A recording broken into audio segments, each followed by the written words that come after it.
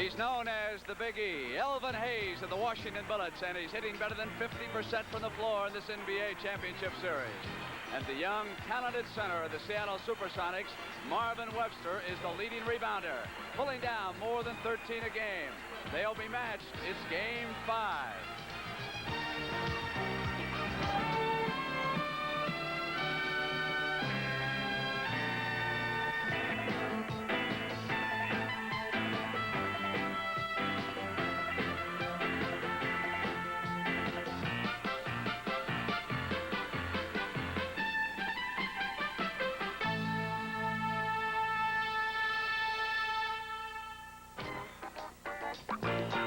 The NBA on CBS. Tonight's championship game is sponsored by the Miller Brewing Company, brewers of Miller High Life. If you've got the time, we've got the beer. The Continental Insurance Companies and their agents across America. And by all the new 1978 Chevrolets, now at your Chevy dealers everywhere.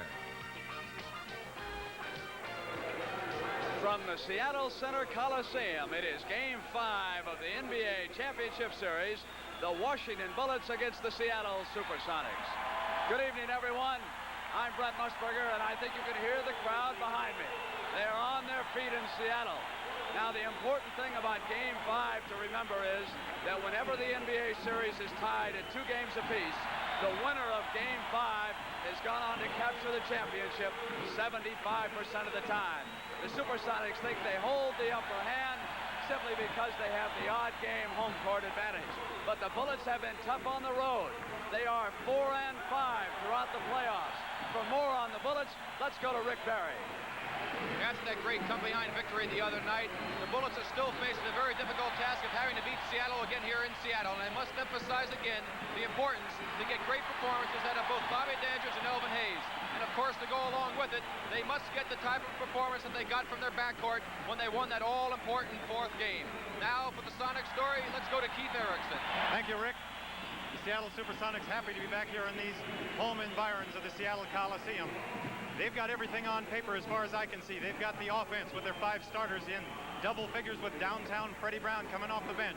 Defensively, they've got big Marvin Webster in the hole. They've got the big forwards in Sikma, Silas, and Webster up front. Big, strong guard in Dennis Johnson playing defense. They've got the quickness in Gus Williams and Freddie Brown. They're a good team, and that's the reason why they're here. Lenny Wilkins says the importance in tonight's game, the important thing is intensity and concentration. They're ready to play. Back to you, Brent. Keith, thank you very much. The officials tonight, Jake O'Donnell on the right and Joe Gashu on the left, will work it, and the man in the middle will sit. He is the alternate, Don Murphy. I was in the Washington Bullets locker room prior to where we are now, and I will tell you that they are ready to. Quietly intent. Wes Unseld with ice applied to that ankle that he injured in the opening game of the Philadelphia series. Elvin Hayes somewhat looser in the locker room with more chatter. The Seattle team, well, they seem to have been loose all along, but they're just happy to be here. The Washington Bullets are a team with a mission, and they stayed alive after falling back by 15 points. And we are just about ready to go. Some things to look for early. Marvin Webster, number 40 there on the right, the Sonic center, wants to get more into the offensive flow tonight. Let's see if he can do it.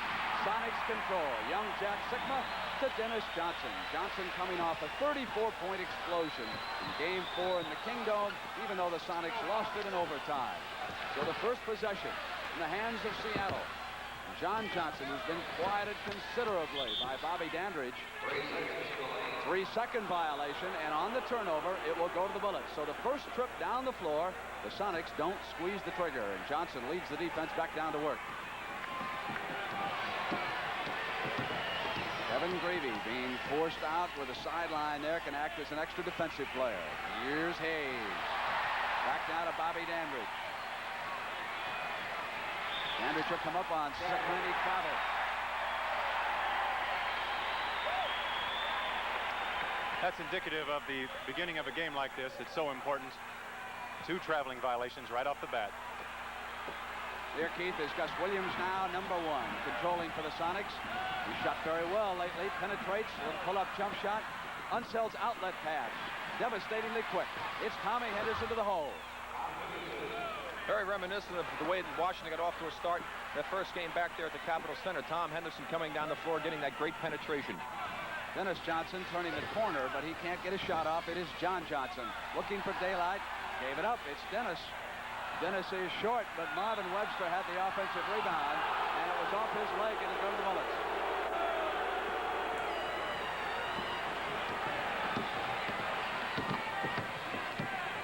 Game 6 will be Sunday afternoon in Landover, Maryland, the home of the Bullets. Ambridge the cutter. 3 seconds. We have had 2 3-second turnovers here early in the game. So the big men have been camping out underneath, and that's one way to slow up some of the banging we've had. Jack Mata kneeling down in the background of your picture. Intercepted. Greavy, though, was out of bounds, so it'll go back to the Sonics. Good anticipation by Kevin Greavy. One of the things that happens in a series like this, when you're going to play 7 games against each other, the players become pretty well aware of what the other guys are going to be doing. Sikma's pick. Hayes on the switch, came over on Johnson, and the foul was called on the Big E. Here's Dennis Johnson coming off the pick again. Elvin Hayes with his hands inside on Dennis Johnson's waist, picking up the first foul. Bullets lead it 2-0. First period. Johnson for the tie. John Johnson.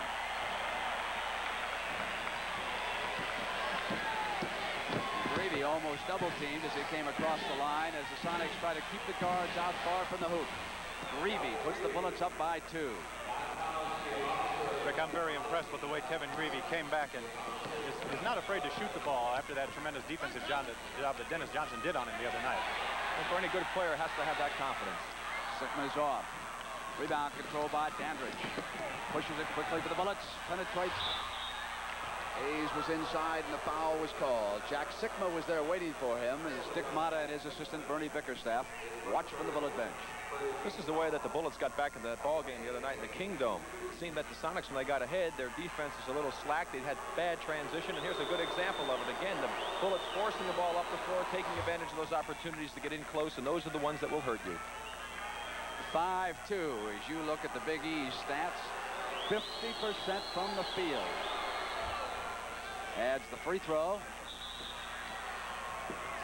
And a timeout has been called by Lenny Wilkins as the Sonics go over to assemble around their coach. Neither team wanting the other to build a lead in Game 5.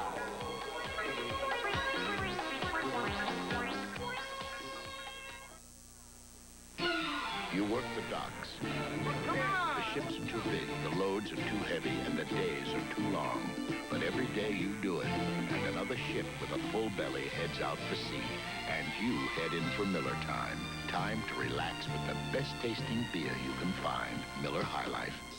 If you've got the time, we've got the beer.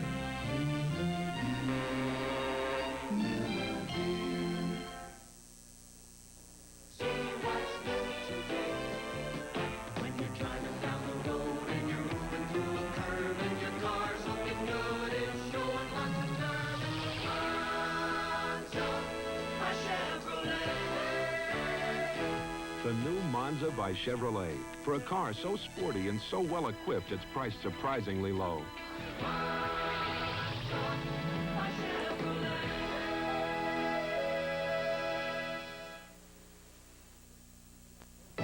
On Saturday and Sunday at 4 p.m. Eastern, CBS Sports presents the final rounds of the Kemper Open. That's Saturday and Sunday at 4 p.m. Eastern. Back in Game 1, Seattle, led by Freddie Brown, took control of the Washington bench, but the series turned around.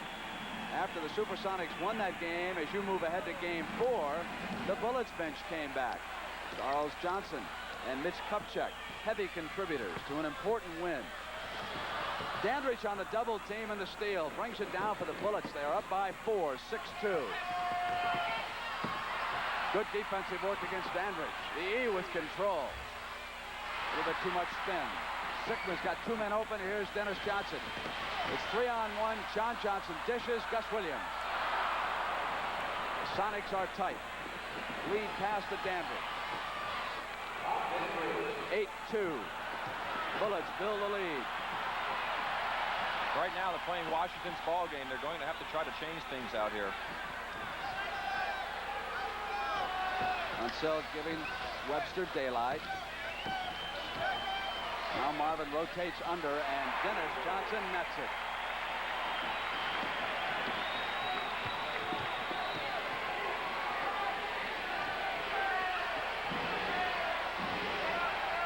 Man was cutting down the middle, and they couldn't hit him. Greavy moves in, uses the glass. Williams spins around the pressure by Henderson. Another spin move. Comes in on Unseld, and there's a foul offense. Here's the play with Gus Williams coming around.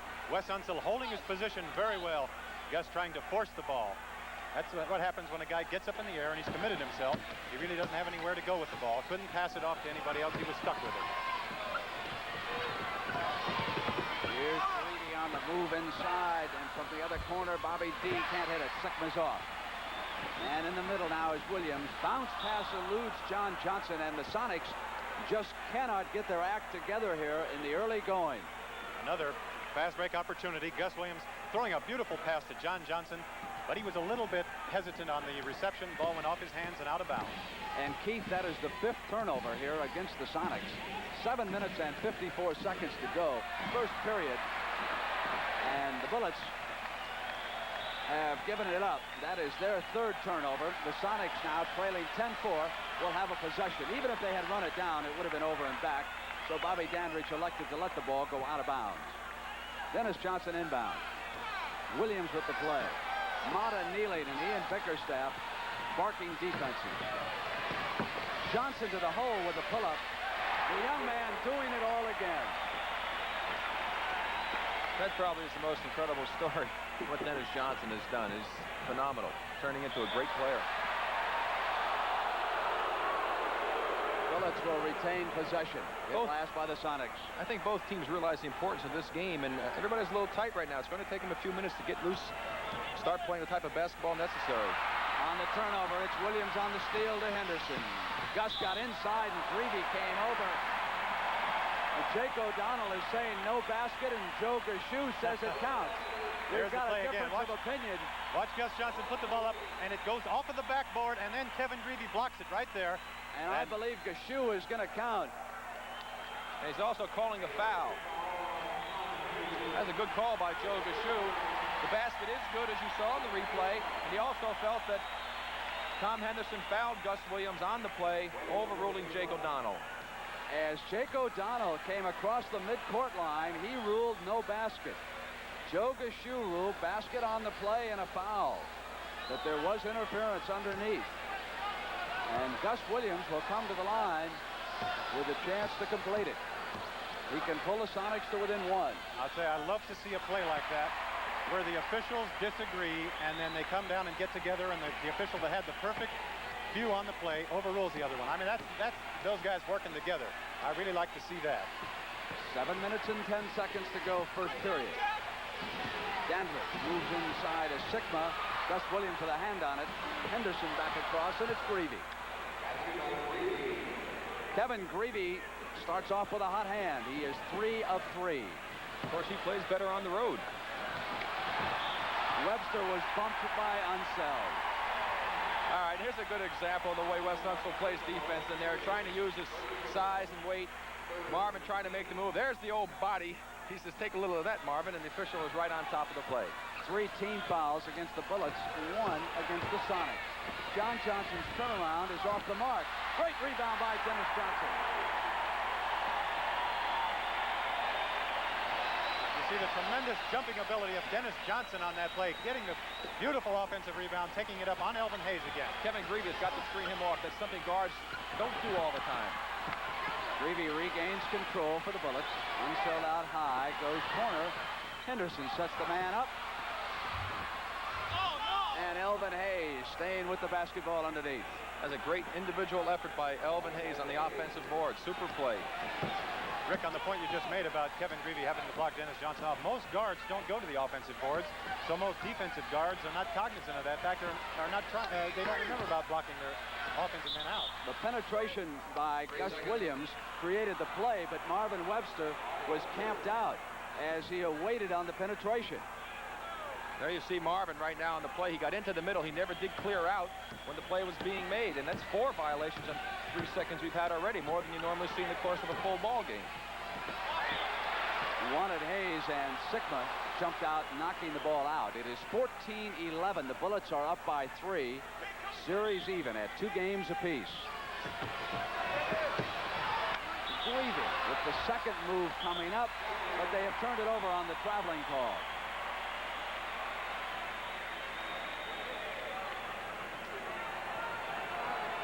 To give you an indication of how tight these 2 teams are, we've had 11 turnovers in the early going. Unseld trying to draw the offense, and we've got traveling to call against Webster. Let's see if we can pick it up here on the ball coming in. Keep an eye on Marvin Webster's feet. Watch his left foot now. Before the ball went down, you saw him give a little tiny bunny hop there. Good call by Joe Gashu right on top of the play. Henderson, 14, playing catch with Greavy. Hayes gives it back, and of course the Big E will rotate underneath where he's a lot more beneficial. Dandridge turns around on John Johnson, and since game 1, Bobby Dandridge has had the upper hand in that duel.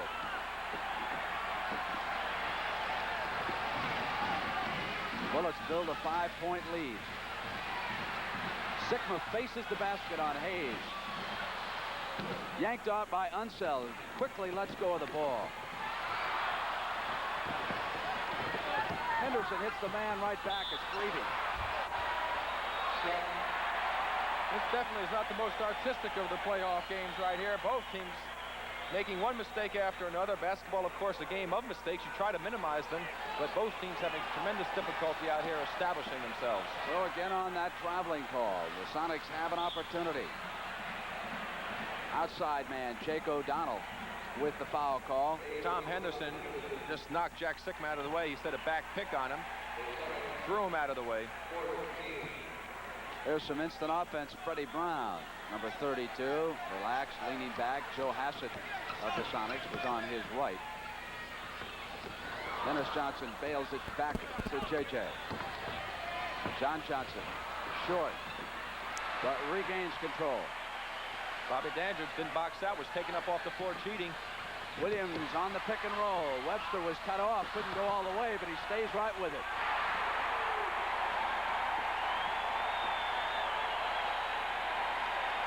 Beautiful offensive rebound by Marvin Webster. He was going up to dunk that ball. Elvin Hayes came in on him, but watch what he does the second time. A little bit of a fake, and says, get that one, Elvin. 4 minutes and 10 seconds to go in period number 1 from Seattle, with game 6 due to come your way on CBS Sunday afternoon. Gravy's pass as Dandridge was working the back door. Sikma. And Mitch Kupchak, whose inspirational play certainly sparked the Bullets in game 4 in the Kingdom. He is up off his seat more than any player on either team. Unseld stays with Webster and knocks the ball out of his hands and out of bounds. And we'll see Wesley with a good defensive play right here. Webster puts the ball up for grabs. Wesley knocks it down off, out of bounds, back to Sonics. Gus Williams.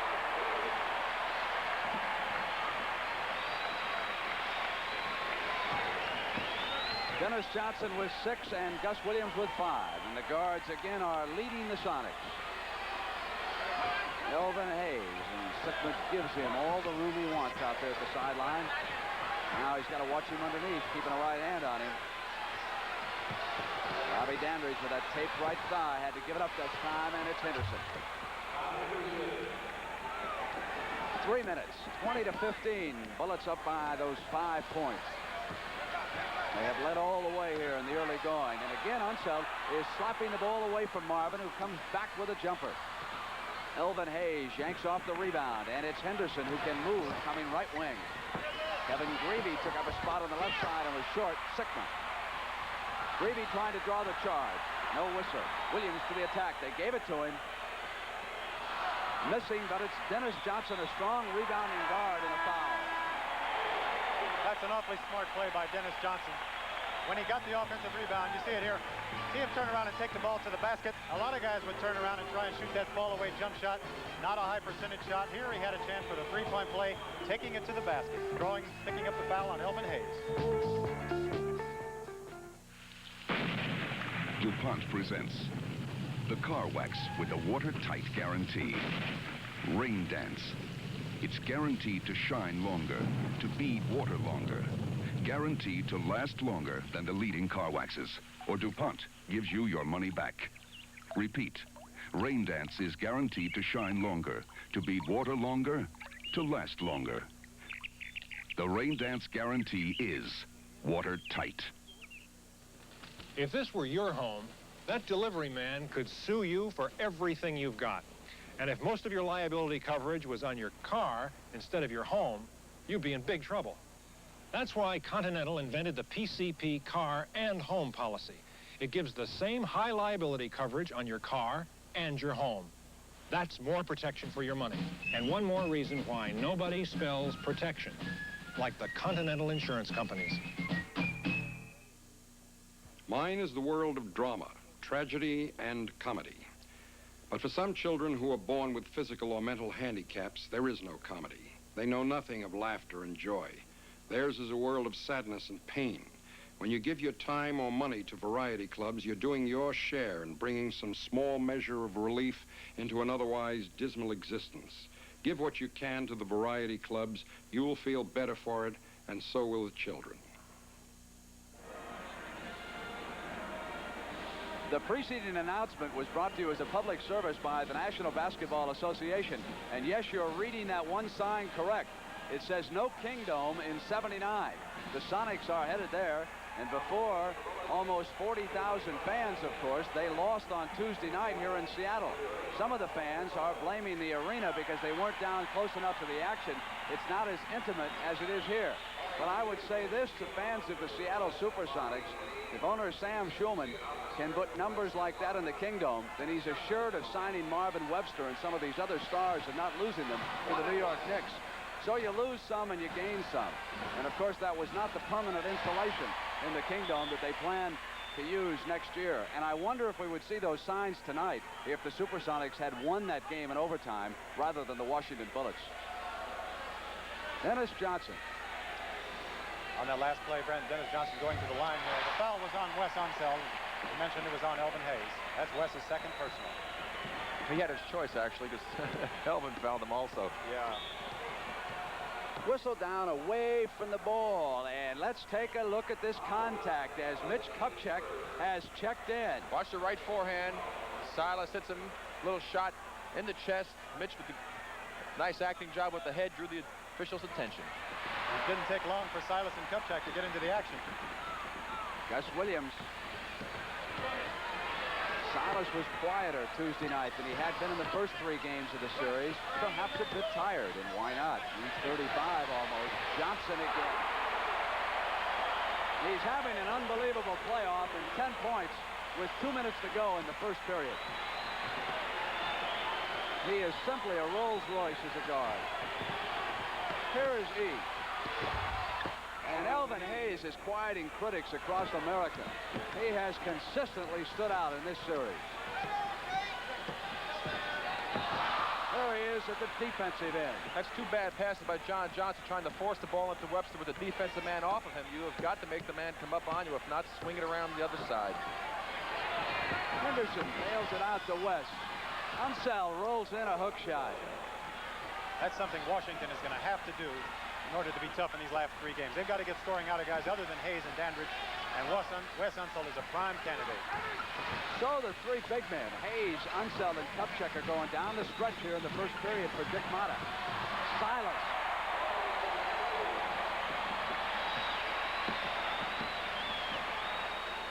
Minute left, first period. Washington has shot extremely well. Hayes dishes to Mitch. Kupchak misses, and here come the Sonics. Bullets know they'll get it back. Williams pull up. Unseld is off, and now the Sonics will get it back. We've got just over 40 now inside of 40 on the drive. It's Henderson. Knocked away to Gus Williams. Both teams going up and down the floor now. Here's to Dennis Johnson. There's a 12-point period for Dennis Johnson. It's a one-point game, and Dick Motta has instructed the Bullets to go for one shot.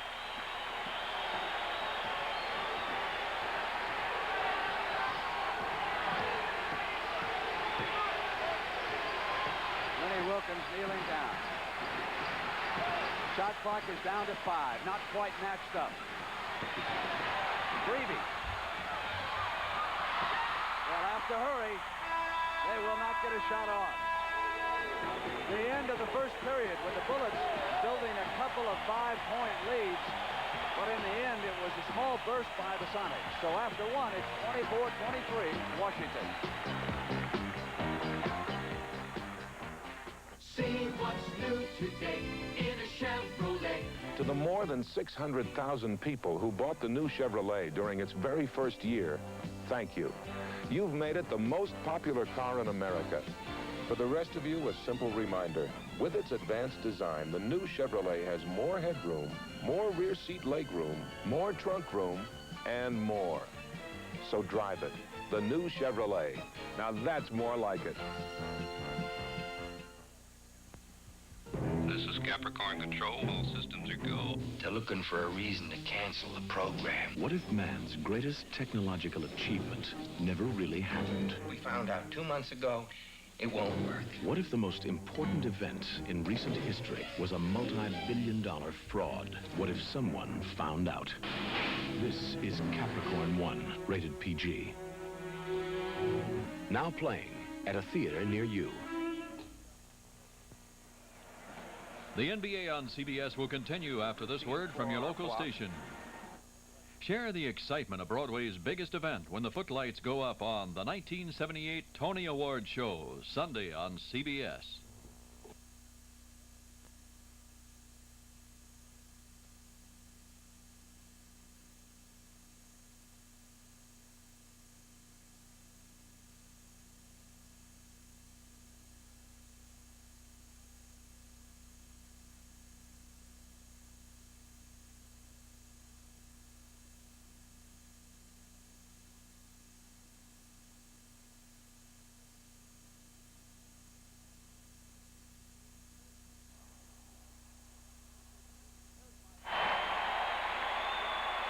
There's my friend the Weedle in the background. As you see the shooting statistics, the Bullets red hot at 58% and the Sonics at 48.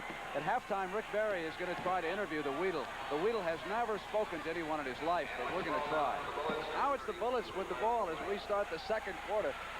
Right to Elvin Hayes. Hayes turns around on Silas. John Johnson off to Freddie Brown. Downtown on the floor with Dennis Johnson for Lenny Wilkins. Paul Silas, Jack Sikma, John Johnson. Marvin Webster gets a break. Freddie Brown goes to work off the fake against Wright. Ferocious battle underneath. Sikma out of the pile. Hayes off to Larry Wright.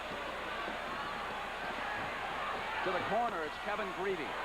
Greavy and Wright. Elvin Hayes, Mitch Kupchak, and Wes Unseld. So Dick Motta prefers to go with the three Buffaloes right now. Kupchak, Hayes, and Unseld. Bullet guards really shooting good here in this series. This Jake game, O'Donnell I should say. with the whistle underneath, and quickly Marvin Webster comes back to the fray. John Johnson caught Mitch Kupchak in the face.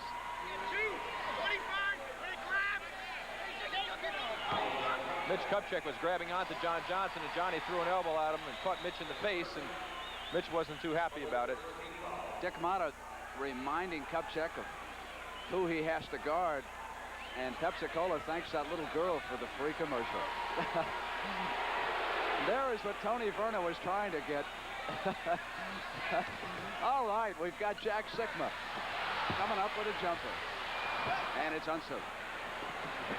Larry Wright in the middle. Wright with good speed wants the hole on the penetration, and there was a whistle by O'Donnell.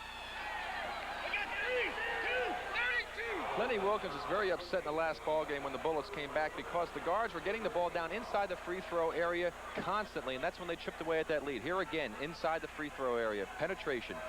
Foul is against Larry Wright. Kupchak takes the inbounds from Unseld, knocked away by Sikma. You can study some of the matchups now with the 3 Buffalo out there. Hayes, and it's Unseld. Good pass off that time by Elvin Hayes. He drew the defense to him. If Elvin would do a little bit more of that, he'd certainly make the job easier for the Washington offense. Silas, Webster, and Sikma. Up front for Lenny. Johnson to the right corner. Silas gives it back as he works the baseline. What a tremendous play. Dennis Johnson making a great cut on the baseline, picking up that ball, taking it in right on the strength, inside layup. Right with his speed, back with a miss. He has not shot a high percentage. Lob to Webster from Dennis Johnson. Unseld is there. Webster is all right. Intercepted Sikma. Webster still back. It's 3-on-2, 4-on-2, Freddie Brown. It's a 1-point game. Cup check. Short. Brown is up. And the Sonics can go ahead for the first time. Around Webster comes downtown. Right now, the Bullets have got to watch it. They're getting caught up in a game that the Sonics are going to play better than they can play. They can't let this crowd get on their case. They have to slow it down, get it inside, play their game like they were early. They can't be taking the shots like Mitch Kupchak coming down on a fast break, taking a jump shot at the top of the key. No way. Dick Motta was telling his team that too. Hayes, spinning move, but no shot. The foul is against Paul Silas. We've also got a timeout. Bobby Dandridge will check in for the Bullets when you come back. Silas has drawn the personal. New around here? Sure got a nice motorcycle. Oh, it's a new Honda Hawk Honda-matic. Honda-matic? No clutch. No clutch. Well, beautiful wheels. They're standard. How does a little lady handle it? Oh, new weight distribution. It feels light. Someday I'd love to, Yeah? ride it. Well, then go see your Honda dealer. When you're on a Honda, you're really going strong. All across our land, people know our brand. You can trust AC. Thanks, AC. Spark plugs by AC. Hear that, men? You can trust AC spark plugs. And remember AC filters to help protect your engine from dirt and dust. Right, Ben? Ben? Kids! Drive through dirt and dust. Good filters are a must. You can trust AC. Thanks, AC. Filters by AC. Plugs and filters by AC. On Saturday, June 10th at 5 p.m. Eastern, CBS Sports Spectacular will take you trackside for exclusive live coverage of the 110th running of the Belmont Stakes as the firm tries to hold off Aladar to win the coveted Triple Crown. These are 2 super horses. You may never get another chance to see any like them. That's the Belmont Stakes, Saturday, June 10th at 5 p.m. Eastern. That will be the affirmed show on CBS. Here they're touting Freddie Brown, who in the last 7 games has shot only 39% from the field. But in his last 3 home games, he has averaged 24 points an outing. And there is the quote that Lenny Wilkins had immediately following Game 4 in the Kingdom. We let them off the hook. 9 minutes and 15 seconds to go. The CJ, who was red hot with 3 field goals in overtime, number 15, is checked in. Yes, that's a very good call by Jake O'Donnell. Let's watch the play here. Watch Elvin Hayes come into your picture in the middle of the screen. Watch his right arm right there. Now, he threw the right arm also. He bumped Paul Silas, knocking him out of the way. Try to establish position, call for the offensive foul. Wally Walker on the floor for the Sonics, number 42. Inside to Silas. Rolled up a hook that missed in Marvin Webster. That's 7 offensive rebounds now for Seattle, and they have scored 8 points off of that. Only 1 for Washington, and they scored off of that offensive board. Unseld. Jumping back inside with Charles Johnson. Loose ball foul is called against CJ. Joe Gashu trying to see who threw that ball at him. Charlie Johnson was a little upset. Joe had his back turned. Charlie threw that ball over Joe's foot. Dennis Johnson to Freddie Brown. Right pressures Freddie and knocked it away, and Dennis regained it. Kupchak being rested right now. Webster, Silas, and Walker up front for the Sonics. CJ staying with DJ. Silas with an offensive rebound. Got it back to Dennis. They go to the top of the circle with a fresh 24.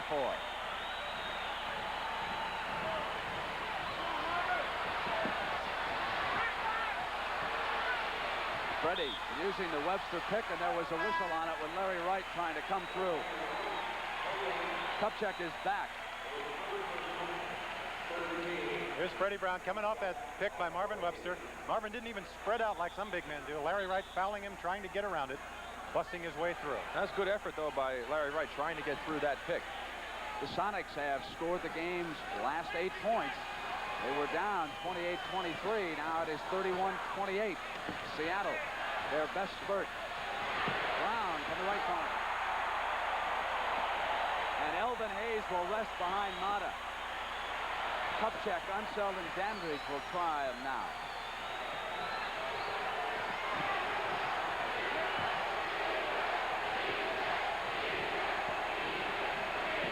Kupchak goes to CJ. CJ turns around with a shot clock wheeling down. Bobby Dandridge called for pushing off on the offensive boards that time. Made it very obvious in front of the official. He's not even questioning it. Henderson returns, and Wright leaves for the Bullets. Sikma is back. Sikma, Webster, and Walker. Lenny Wilkins telling me yesterday that he felt he might have played Paul Silas a little bit too much Tuesday night. So here tonight, he gives him a break early. And he can do that, of course, much easier with Elvin Hayes on the Washington bench. Dennis Johnson. Here's Sikma. Short. Wally Walker coming back. There's Paul Silas. 10 points now, Brent, for the bench for Seattle. Washington has yet to get any points off of their bench. Timeout will be called. Remember, it was 28-23. The last 12 points have been scored by the Seattle SuperSonics.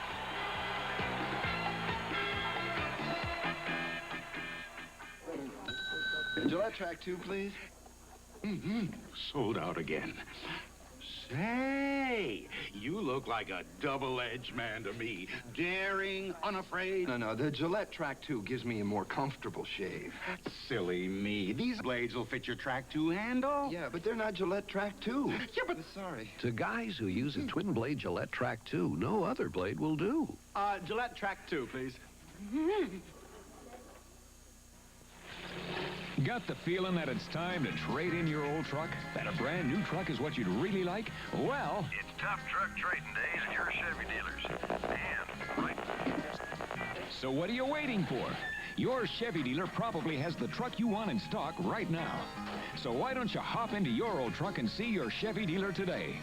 It's tough truck trading days. Chevy trucks. Built to stay tough. CBS Sports presents the World Invitational Rackets Championship on Sunday, June the 11th, with U.S. Open champion Guillermo Vilas competing with superstars from 5 other racket sports in exciting, fast-paced action. Be sure and be with us for the World Invitational Rackets Championship, Sunday, June the 11th at 3 p.m. Eastern. For you fans in the Washington-Baltimore area, that fight is going to be blacked out on Saturday. What in the world's that all about? Well, it's you against Seattle Slew. They know you like the horses. Here's Dandridge. Forced to give off the pass. CJ was the open man. Webster and Unseld dueling. Marvin's outlet to Freddie Brown. And downtown. Well, downtown has got the range here early in the ball game, Keith. It certainly does. I'll tell you what Seattle has done defensively is they've really gotten it together. That last time Bobby Dandridge went up for the jump shot, 3 men ran at him. There was no way he could get that shot off. They're really coming together defensively, helping each other out. Hayes and Greavy will check in for the Bullets. That's the bench scoring.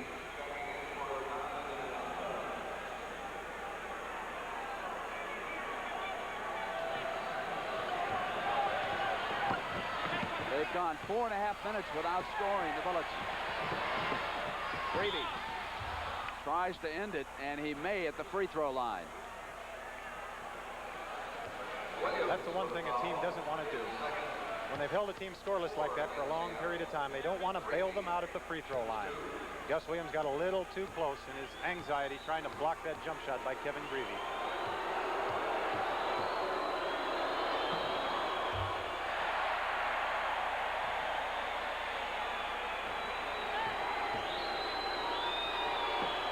Greavy snaps a run of 14 straight points by the Seattle SuperSonics. 37-29 with 6 minutes to go. First half, game 5 from the Seattle Center Coliseum. Diving after the loose ball, Gus Williams saves it. And Brown's got to really be feeling it now. Looking for picks, he'll jive all over the place. No, they'll come the other way, rules Joe Gashu. I don't agree with that call, Rick, do you? There we see it again. Freddie Brown leaning in. Let's see if his body connects. Well, he did connect a little bit with Mitch Kupchak, but I don't think the contact on that play was that bad for the call. Dennis Johnson leading Seattle with those 14 points. Greavy with 9 for Washington. Kupchak out high, goes cross court. Here's Greavy. Got past Williams with a slick inside move. Hayes couldn't hold on, and it's Henderson. Tommy coming to the free throw line. Well, take a look at what's going on underneath the hole. There's a lot of action going on here. Look at Eve working hard, getting out of the way. Gets the ball, falls down, loses balance. Henderson on the board. Wally Walker, a little push with the right hand down low. The officials are on it. Washington battling hard on the offensive boards. Out of the University of Hawaii, Tom Henderson, drafted originally by Atlanta and traded to the Bullets. And that deal that sent Truck Robinson down to the Hawks. Truck becoming a free agent, now playing with New Orleans. Henderson bangs in another one. It's 37-31, a 6-point Seattle lead with 5:25 to go here in the first half. Webster goes underneath, and Sikma was on his right. Greavy trying to tighten up on Freddie Brown. Sikma up on Hayes.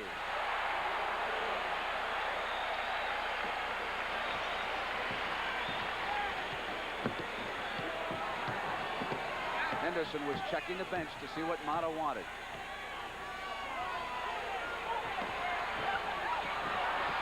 Knocked out of bounds. Bullets will regain possession. Jack Sikma holding his chest on this play. Watch Elvin Hayes come in and give him a shot in the chest. There you see his head fly back and his hair a little bit. Hayes trying to get his position down low with his arms outside.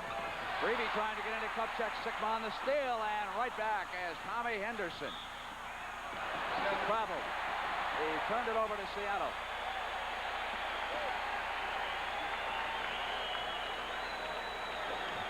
Brown sparks the play. Williams yells to the power men. Sonics up by 8. Quick shot by Brown. Freddie was also fouled on that shot, Brent. Greavy just put his hand right in his chest on the shot. Biggest lead in the game so far.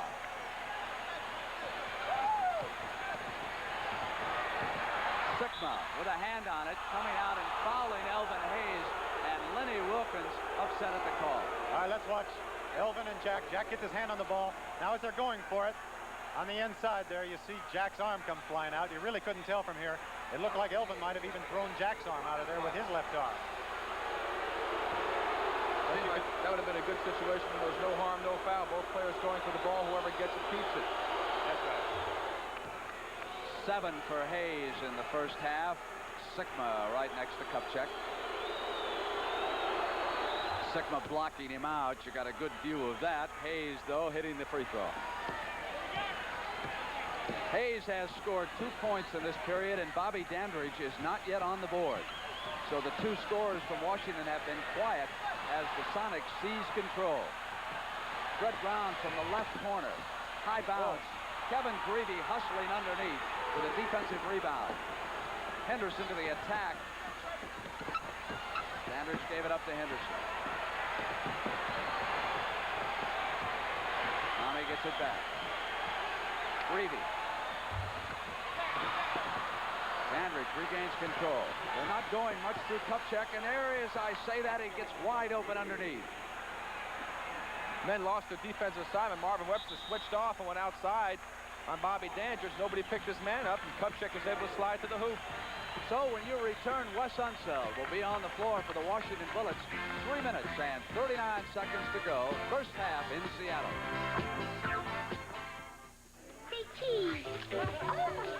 Jack! I'm an attorney now. Oh, good. Your clothes are a crime. Harold, you'd look better in Hager slacks. Wow. Or a Hager sport coat and slacks. Even a Hager vested suit. A variety of outfits at prices that aren't out of order. Weren't you voted most likely to succeed? Or was it best looking? Both. Hager, because looking good makes you feel good. You know, I'm an attorney now. We're saving $600. We're saving. This family has rented a Ryder truck We're saving. and moved 600 500 miles. We're saving 600. By packing and moving themselves, they saved a lot of money over what professional movers wanted. True, when you rent a Ryder truck, you have to do the work yourself. We're saving 600. But if you just keep repeating how much money you're saving, you'll be amazed how much lighter those cartons will seem. We're saving $600.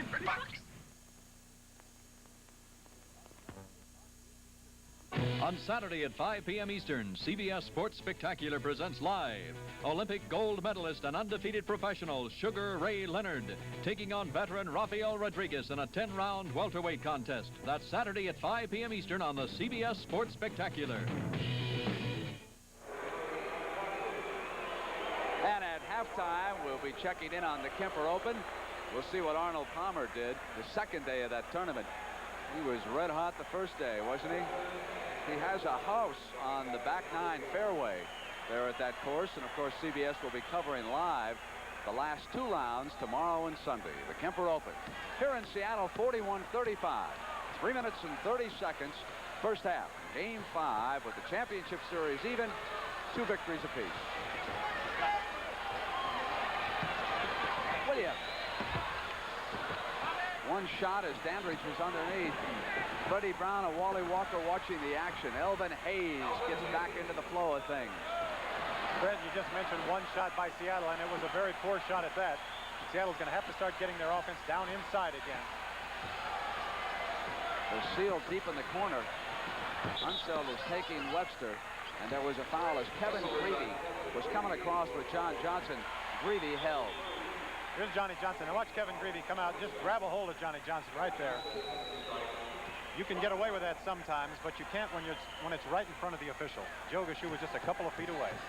One thing, too, is you notice that Wes Unseld has really been getting his hands on the ball a great deal in this particular ball game. And the reason for that is that Marvin Webster is putting the ball out there up for grabs. He's got to try to protect it a little bit more.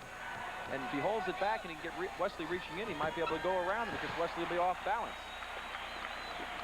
43-37 Seattle and 2:59 to go in the first half.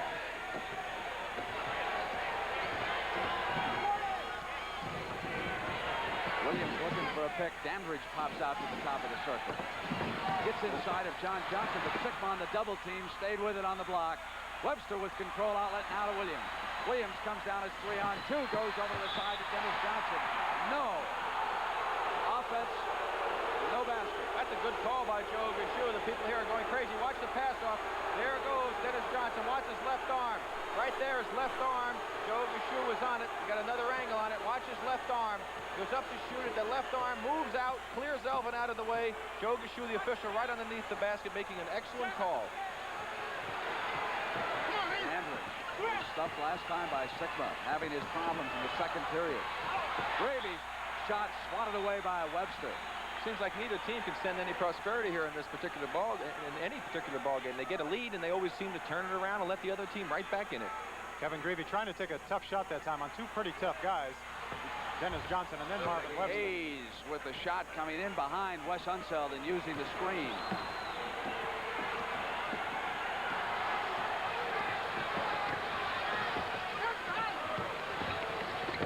Great pass inside by Johnson to Williams. John Johnson with that quick flick at the top of the circle. Bullseye. If there's one area of the game as we watch the play here, Johnny Johnson's looking under the hole. He sees his man cut, makes an excellent threading the needle pass. The foul, Gus Williams putting it in. This is the area of the game that I think Seattle probably excels in over the Washington team. They have a little bit more quickness, as Brent pointed out in the other ball game, and they look for those men cutting. In the other situation, Washington likes to play that post-up game, so that doesn't allow the openness underneath the basket for those tight plays. There's the post man there, Unseld out high. Hayes had rotated out. You see right here the difference what you were just talking about, Rick. They're not cutting, they're just trying to come off a pick and get the outside shot. Dandridge was coming up with the shot, and another 3-second violation. How many have we had? About 5? At least. They had 4 of them in the first couple of minutes. Henderson out, Larry Wright and Kevin Greavy in the backcourt. Freddie Brown is here to fire some shots up for Wilkins with 1:35 to go.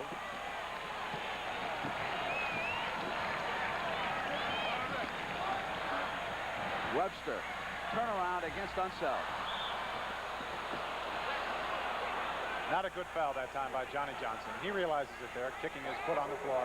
There you see the replay. Wes Unseld clearly had the ball. Johnson had been going for it, couldn't change direction, just hit Wes with his body. You saw a marvelous example that time as to why Unseld throws those devastating outlet passes. As he yanks a rebound down, watch how he cocks his arms as he's turning. If he doesn't spot a man, then obviously he will hold up on the throw. He doesn't commit himself that much. But he's already got his arms back as he twists and turns with the rebound. I've been close to Wes on plays like that, and when he throws the ball, you better not be too close to him, because when those arms come down, it's like getting hit with a sledgehammer. At this style, Wes is shooting his free throws, stepping up to the line like that. Looks like he's not really confident in his shot. He altered it a bit tonight. That's the first time I can remember seeing that style here. Maybe it was earlier, Keith, that he first used it. It's a 5-point Seattle lead. That's the time remaining and counting down in the first half. Down toward 110. Johnson to the left corner, and Dandridge knocked it away. Larry Wright has got Brown. Larry Wright reaching in behind that time. Well, they just made up for it as we watch the play right here. Freddie Brown has him beat. That's the old schoolyard trick, trying to reach behind the man when he gets you beat, and it's going to get you in more trouble than it is going to do you good. And here's a situation where Washington gives Fred Brown an opportunity to get 2 free ones. Superb first half by Freddie. He's the captain of the Seattle team and the only player on this roster who played for Lenny Wilkins when Wilkins coached here the first time. He was then a player coach. And he left. And, of course, he was hired this year after the 5 and 17 start when he was the director of player personnel. Larry Wright with control for Washington. Comes inside. Brown is there. Dandridge's pass to Greavy in the corner. They stay with Kevin. Bullets move the ball to Dandridge. Dennis Johnson and Elvin Hayes. And the loose ball is against Hayes. That's 3. Let's see if we can pick it up inside. Let's see if we can pick up Elvin in there. There's Elvin and Dennis Johnson going for the ball. Dennis Johnson definitely on the inside that time. Elvin was complaining vehemently on that play. As you've seen on a couple of replays earlier, Elvin has a tendency to throw and flail his arms out to the side. Now, that is an unnatural position in the game of basketball, and if you make contact when you're doing that, the official has every right to call a foul. Paul Silas predicting that Seattle would win the series Sunday in Landover. He's played on 2 previous championship teams with the Boston Celtics, and in each instance, the Celtics won the title on the road in Milwaukee and in Phoenix. How did he predict those series, Brent? You've got me, but I'll check on it for you. I was wondering if that's why you gave his prediction there. If he called the other 2, then we'll watch and see. Unseld waiting. Comes to the right to Wright.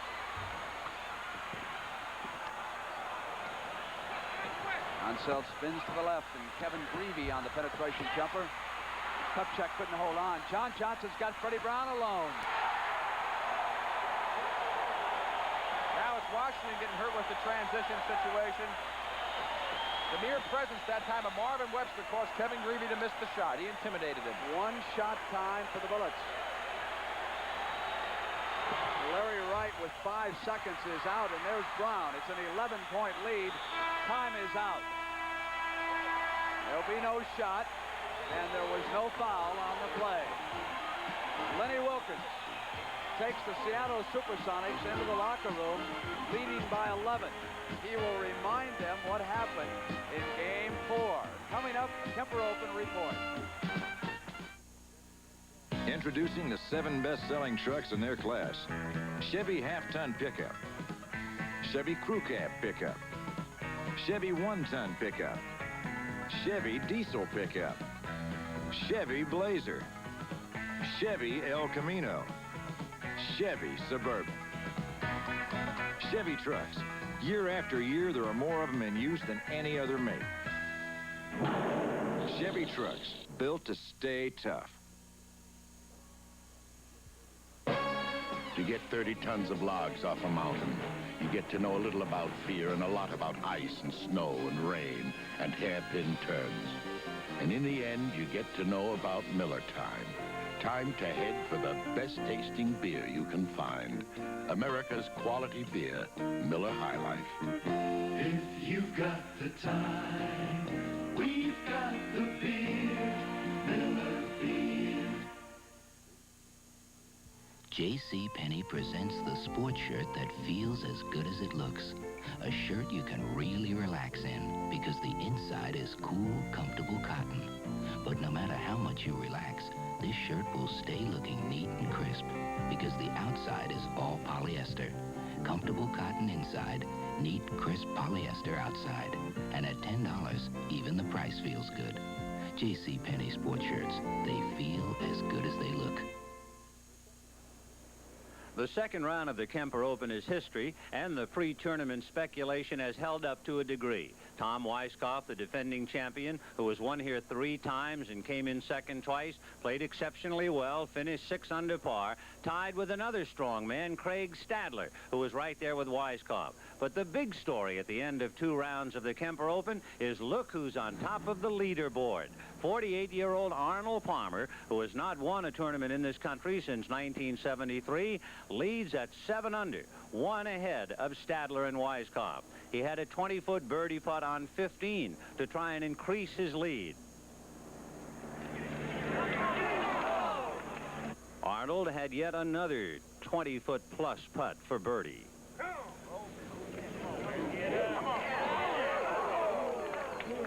So after missing 2 birdie putts on 15 and 16, Arnie went to a 3-iron to get close on the par 3 17.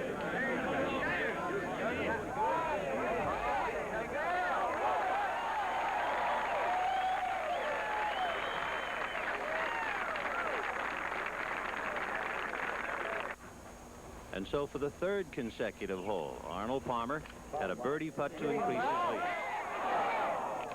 And for the 3rd time, he was denied. The 18th with pure Palmer at his best. First, a crashing drive.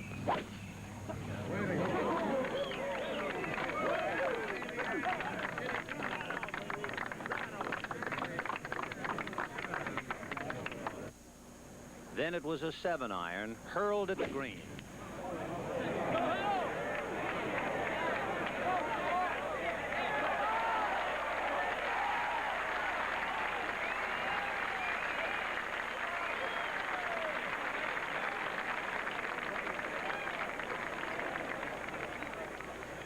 Then it was vintage Palmer, not defending a 1-stroke lead, but on offense trying to increase it. For the 4th consecutive hole, it was not to be. And so denied the birdie, Arnie needed this for par.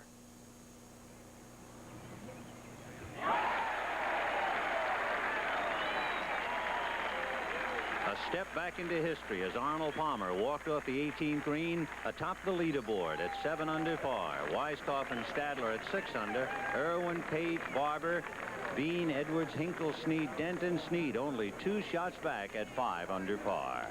And so Arnold Palmer is 7 under par, 1 shot ahead of Stadler and Weiskopf atop the leaderboard. And Arnold Palmer is right here. It's a great feeling. Well, it sure is, Vin. I haven't been in the lead in some time. When was the last time you led at the end of 2 rounds? Do you remember? Well, it's really difficult to remember, but it goes back about 2 years as far as U.S. tournaments are concerned.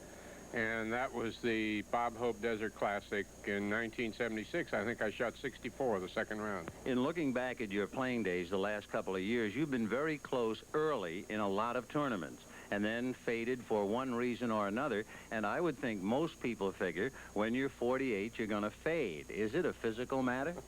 Well, I hope not. We'll know a little more about it later this week, but I'd like to think that there's still a chance. I've worked harder on it getting ready for this tournament. I've been here really a week practicing, doing a little work during the week in the mornings and then coming out and practicing. And I've probably spent more time on this tournament than I have any other time except maybe for a National Open or a PGA Championship. You were quoted as saying that you drove the ball yesterday better than in your entire career. Well, the one thing that was really different, I have driven the ball well. Even in the last 10 years, I've probably driven the ball as well as any time. But the one factor that has been missing in my tee shots has been the fact that I could really lengthen out yesterday.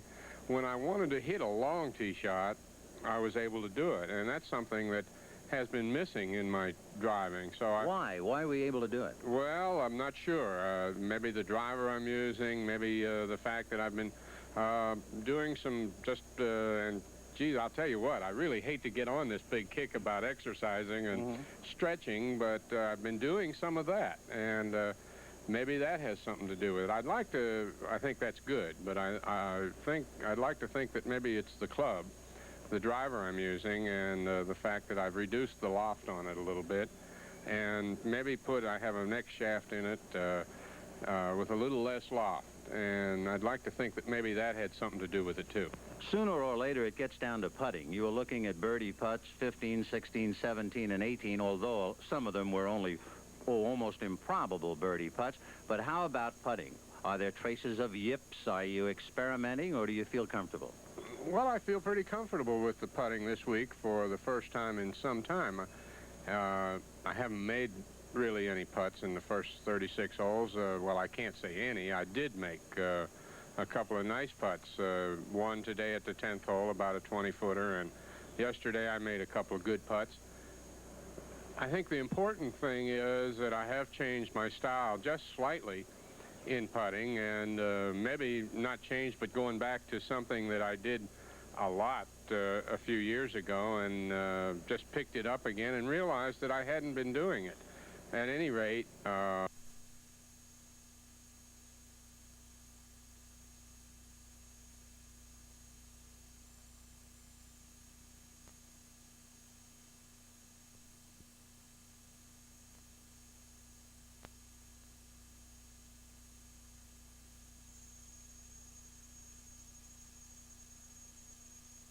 I'd like to think that there's still a chance. I've worked harder on it getting ready for this tournament. I've been here really a week practicing, doing a little work during the week in the mornings and then coming out and practicing. And I've probably spent more time on this tournament than I have any other time except maybe for a National Open or a PGA Championship. You were quoted as saying that you drove the ball yesterday better than in your entire career.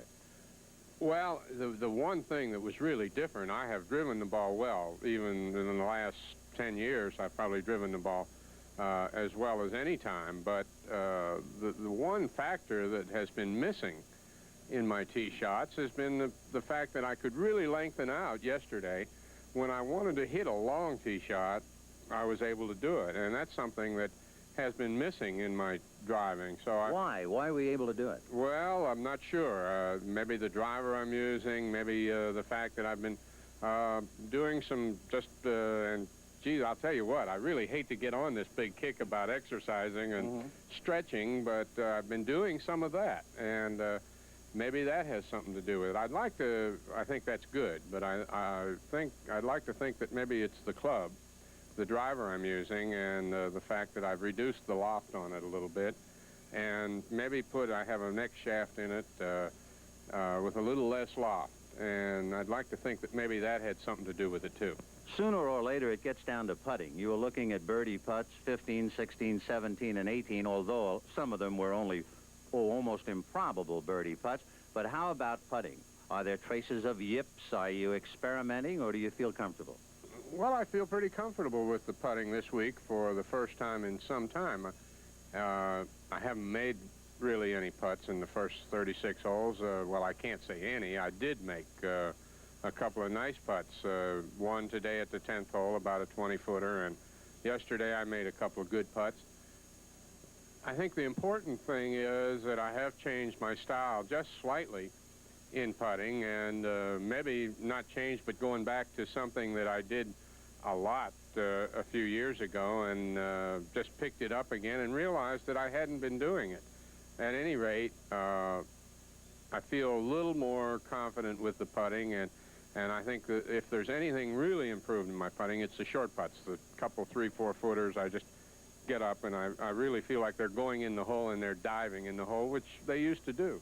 Well, they used to, and one thing the Arnold Palmer trademark remained, at 18, there wasn't a soul out here who thought you were going to leave it short. If you were going to miss that 18 putt, he was going to run it by, and that's just what he did. But the big story, the interesting story here at Charlotte, Arnold Palmer is leading by 1 shot at 7 under par. The 3rd and 4th rounds yet to go, and a great story possibly to be written. For Arnold Palmer, Vin Scully, CBS Sports, Charlotte, North Carolina.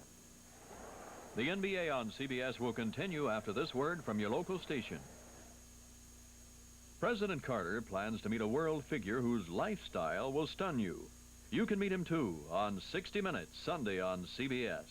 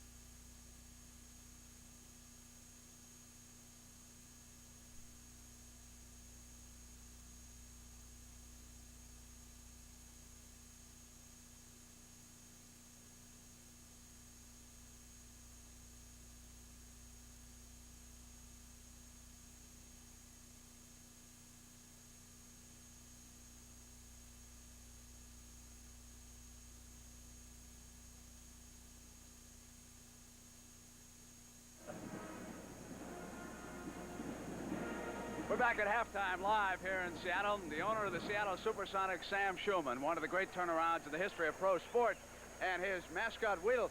Weedle, who's going to win this? He talks about as much as Dwayne Thomas used to talk. That's nothing. Sam, a couple of real interesting questions about the SuperSonics. One, of course, Marvin Webster's future. What happens to him? How high would you go in the bidding? How do you view that right now? Well, Brent, all I'll say about Marvin is that we're going to be ultimately fair. I'll extend myself, but I'm not going to have a tremendous disparity between his salary and the next best player's salary. And what we've done is we've assessed every center. We know all their statistics. We know Marvin's statistics. And I'm going to go a little further than that, and that's as far as I'll go. Now, if some other team feels otherwise, it's going to be their responsibility. Have you changed your thinking since going through with Spencer Haywood and Jim McDaniel and Brisker out here with the Seattle franchise and not succeeding and then winning with this group, Sam? We certainly have. I think I've made a 180-degree turnaround. We're about the 15th salary team in the league. We try to be fair, but it has to be within reason. And one main thing is there cannot be disparity, because presently we have a great camaraderie and a joie de vivre and I want to maintain that. And I think if you go overboard in that respect, we're in trouble. Will Lenny be back as coach now next year, Sam? Definitely. All right, let's go now to Rick Berry and Elvin Hayes. Rick? Elvin, you really got your backs up against the wall. You're trailing by 11 points. Didn't look like you were involved in the offense that much in the first half. What's the strategy coming up? Well, the most important thing, we have to move the ball a little more. They are zoning and sagging back into the middle. What we have to do is make more than one pass. We came down, I thought we just made one pass. We went up with the shots. We have to move the ball a little more, just really fundamental basketball, just to move it around and get a much better shot. Because if you move the ball 2 or 3 passes, you're going to get a wide open layup. And so this is the thing that we have to do in the second half in order to get back into this basketball game. Well, good luck to you, Elvin. You're playing a fine series thus far. Let's go now to Keith Erickson and Paul Silas. Thank you, Rick. I'm here with the grandpa of the league. I think the only one in the NBA. Maybe in sports history, Paul. Probably the only one in the history of the NBA. I'm sure. Maybe sports, all professional sports. No kidding. Paul, you're playing a tremendous series here. I know it's very physical in there. You've got an 11-point lead at halftime. You had a 15-point lead the last game. What did Lenny Wilkins say to you guys that you're going to do differently this game and try and hold on to that lead? Well, he told us to remember last time and just come out and really play hard. But most of all, have patience and have poise, because that's what got us in trouble last time. We came down, took the quick shot, and didn't look inside at all. Well, that's right. Defensively now, anybody you're going to try and key on in particular, try and shut them off, anything that they're doing that's hurting you in particular? Well, of course, Greavy's jumping past us, and we're going to have to make him go up on his shot more. And, of course, just have to battle Elvin and the guys inside. That's right. Well, Paul, let me get you ready for the second half here. Have a good... Well, everybody else is. You might as well get yours in, Keith. Have a good game. Back to you, Brad. All right, Keith. Thank you very much. We'll be ready to start the second half here in Seattle. And if you're wondering why I would ask the owner of Seattle if Lenny Wilkins is coming back, in his contract, he could return as director of player personnel if he chooses.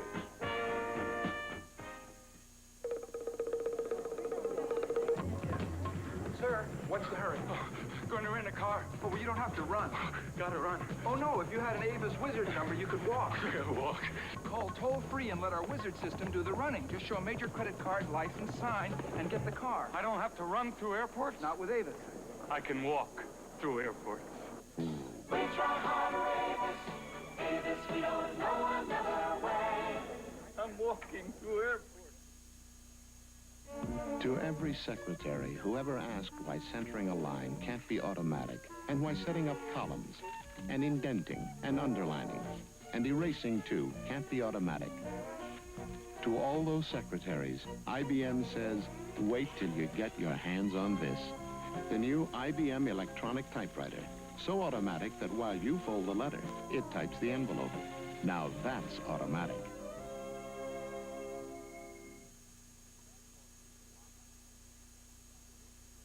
A basketball team is a lot like a family. We got to work together to win the game. On a much larger scale, the same thing is true when a family member suffers a stroke. It happened yesterday. It takes the whole family pulling together to help the stroke victim become a useful member of society again.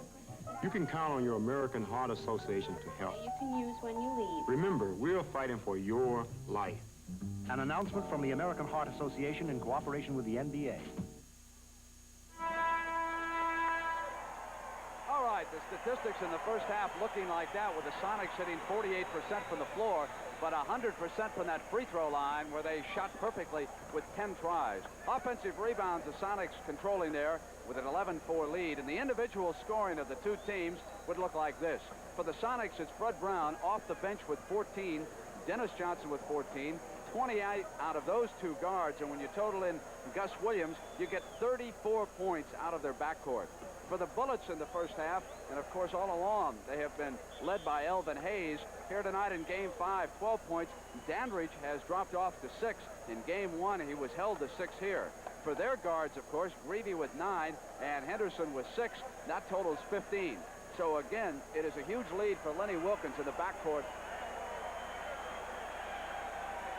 Wilkins sitting down. You have to credit Seattle with playing a little better defense, too, in that second quarter. They limited the Bullets to 5 of 19 shooting, 26%, helped turn the game around, and Elvin Hayes had a very good point. They're not moving the ball around very well to get the good opportunity shots.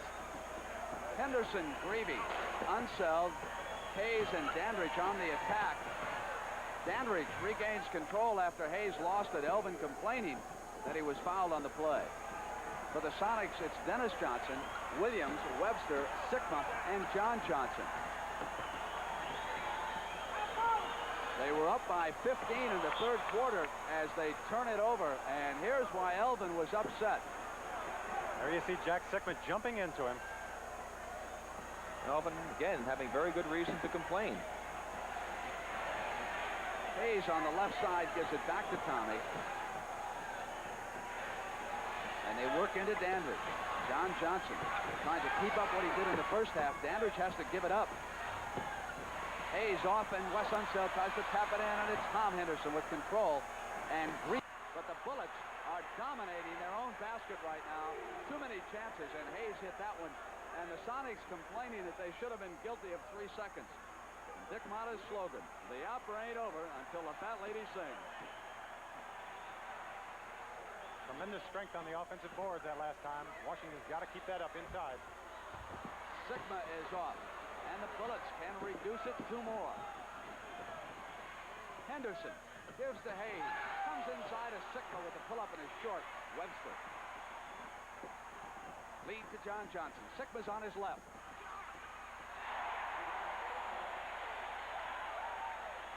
Three-on-two fast break that time. Very poor transition by Washington. Bobby Dandridge and Elvin Hayes not getting back on defense that time.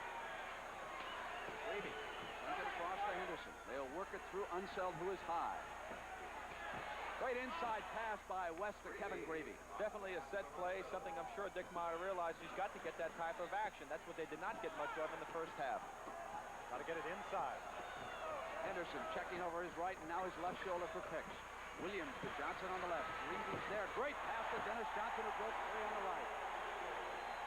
What a beautiful pass by Johnny Johnson that time. Backdoor cut by Dennis Johnson. That's 6 assists for John Johnson, and that was the prettiest.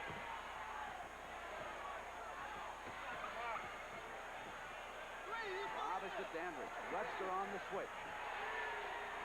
John Johnson over helping on Hayes. Gravy on the move inside. There's that beautiful pass by Johnny Johnson into Dennis Johnson, taking it up to the basket. 2 hands, just dropping it through, making sure on that play. Unseld knocks it away, but it's regained by Dennis Johnson, who seems to be every place. Short on the shot, Webster coming up and drew the foul, and Elvin Hayes is guilty. That is number 4 on the Big E. Again, the offensive boards are killing the Washington Bullets. Here's Dennis Johnson on the outside shot. Watch Marvin Webster get it shoved by Wes Unseld. Here he grabs the rebound, coming away from the basket. Takes it back to the basket. A good, smart play by Marvin Webster. Elvin Hayes was forced to foul him on the play, picking up his 4th.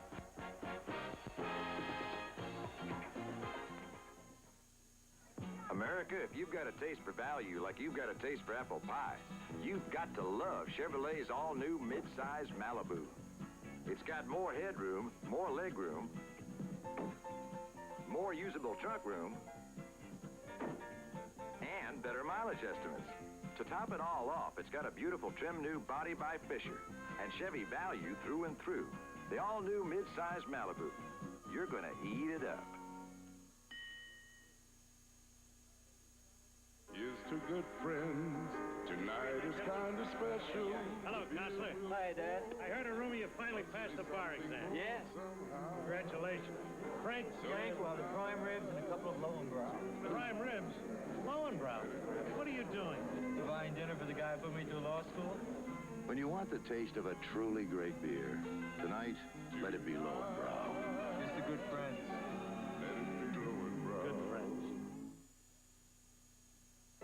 On Saturday and Sunday at 4 p.m. Eastern, CBS Sports presents the final rounds of the Kemper Open.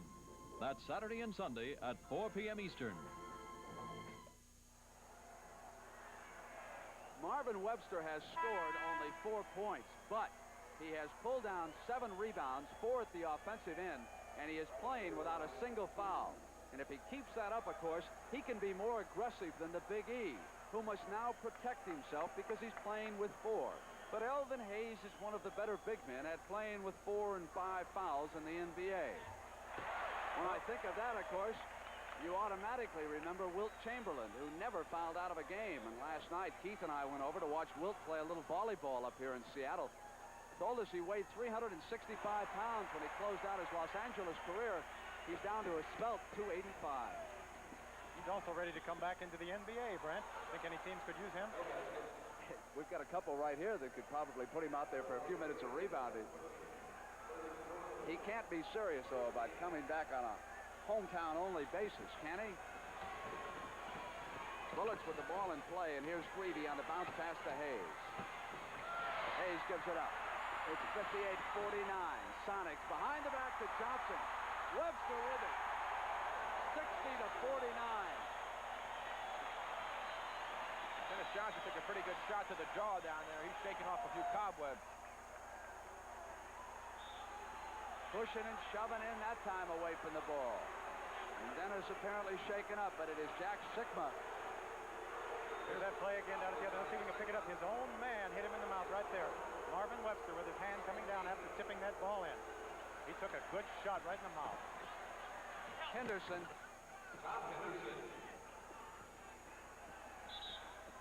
Keith, what is it that Will Chamberlain would like to do, actually, with professional basketball? Was he just kidding you? No, I think that there was a little twinkle in Wilt's eye. I wouldn't put anything past Wilt. He's in tremendous condition right now for a man of his age. He's over 40 years of age. He's playing great volleyball, and I wouldn't be surprised if he could play. Dennis Johnson on the pull-up for the Sonics. Yanked back down by Hayes. Here's Henderson in the middle. Dandridge. John Johnson cuts him off, and there's a foul. Crowd unhappy at the call against J.J. 8 minutes and 7 seconds to go. Third period, 60-51 Sonics. Here's the play right here. Dennis Johnson reaching in around Bobby Dandridge, coming up with the ball, but getting a part of his arm. The official, you could see, was right on top of the play.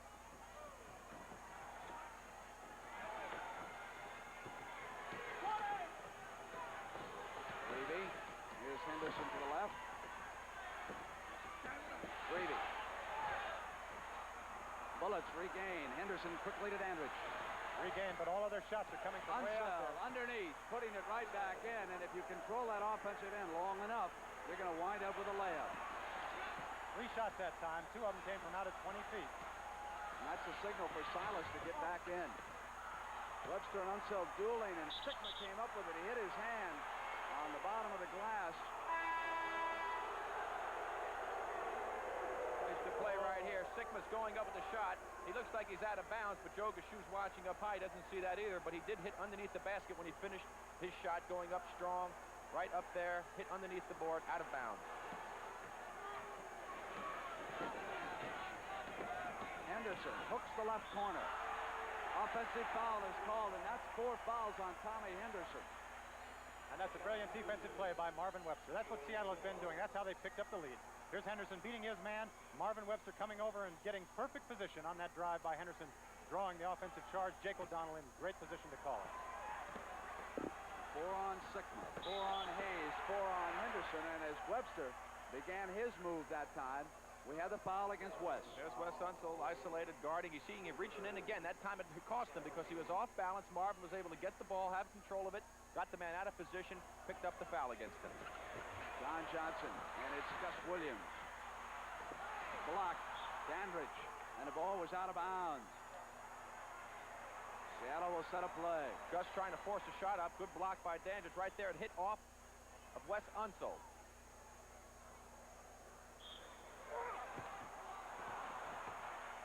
Webster. Boy, did he give Wes Unseld a shot that time. Lead to Dandridge. Backs in on John Johnson.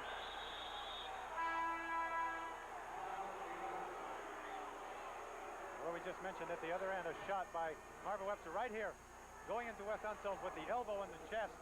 You see Wes Unseld jumping back, but I don't think a man 270 pounds is going to go that far in a little elbow.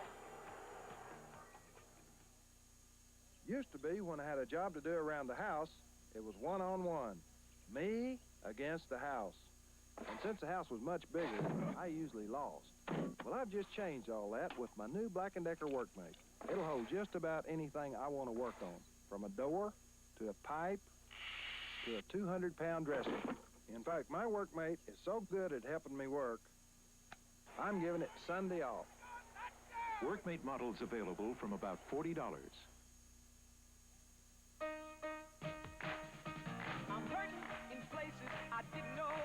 they got me doing things I never thought I could.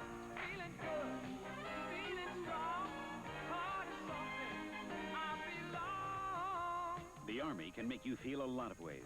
Challenged, trained, and proud. With this time, with these people, with this feeling, feeling good, feeling good.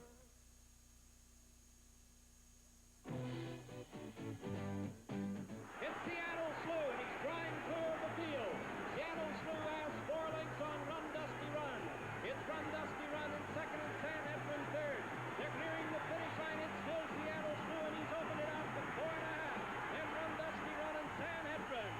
They're coming onto the wire, and it's all over with. Will the firm be the next Triple Crown winner? Be with us Saturday, June 10th, when CBS Sports presents the Belmont Stakes. So one more time, Alydar will test the firm. Dennis Johnson was called for that personal foul. 2 on Dennis. He has tossed in 16 points. That's why the crowd was so angry when you went away to that commercial. That's what all the booing was about. Brent Washington now has got 5 offensive rebounds in this game. They've scored 10 points off of them. They've got, 9 offensive rebounds. 5 in this quarter, more than they had the entire first half. Seattle with 14, and they've scored 14 points off of them, those rebounds. Bobby Dandridge, who has been here before with Milwaukee, and they captured their championship along with Kareem Abdul-Jabbar and Oscar Robertson. Here was 6:45 to go in the third. 60-53. Seattle in white with the lead, and the series even 2 apiece. Again, it is John Johnson with that backdoor pass. That's the 3rd time we've seen that play this game so far. I love to see that because that's good, sound, basic, fundamental basketball execution.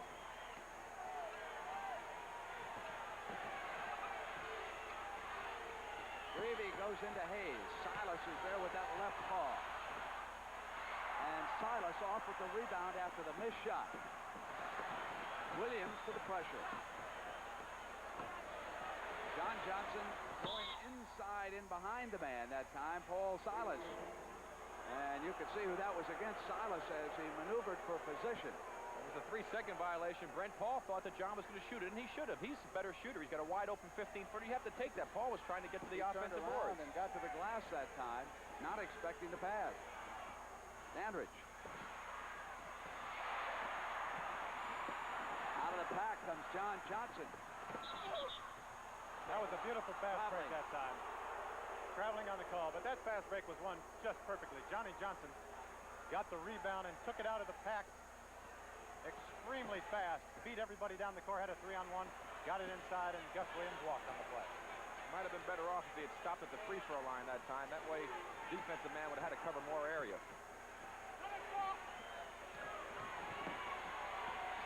Unseld.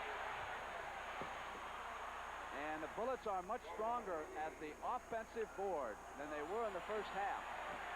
7-point difference. That's keeping them in the ball game right now. Freddie Brown will check in. Jack Sikma will return for Lenny Wilkins. Silas's hook is off. He tried to keep it in play, and he did. Dennis Johnson regains it. Left to John Johnson. And again, it is Silas with that offensive rebound. Greavy trying to run it down, and he does in the corner. Up over John Johnson. Greavy answers it. I'll tell you, that shot's great because it went in, but boy, to take a shot like that when you're trailing in such a crucial game by 9 points with nobody down to help on the boards, big gamble. Paid off that time. That's why Dick Monter's hair is turning a little gray over there. Williams. Greavy with 17 points leads to Henderson. Henderson on the penetration wanted Dandridge all the way.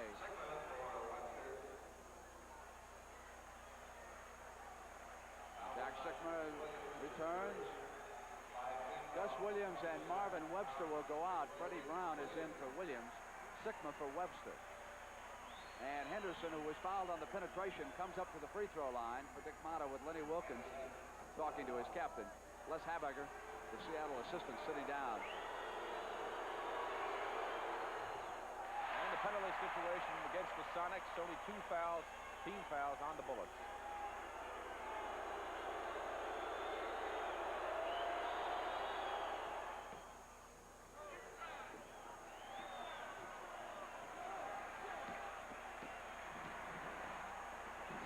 points separate the two.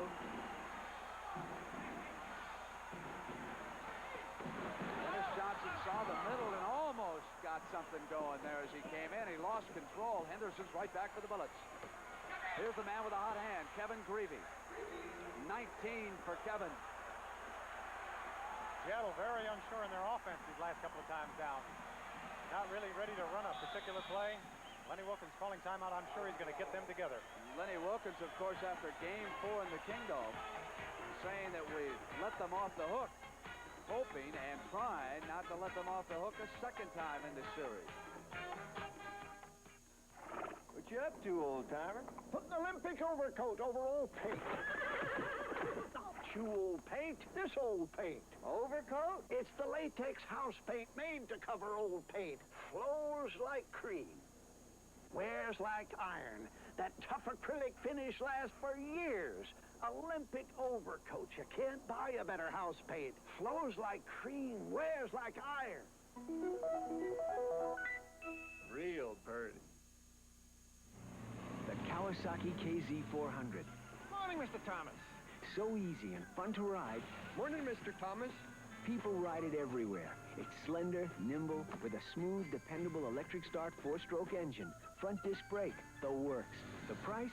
See your Kawasaki dealer. You'll see why it's the best-selling 400cc bike in America. Hey, who took my parking space?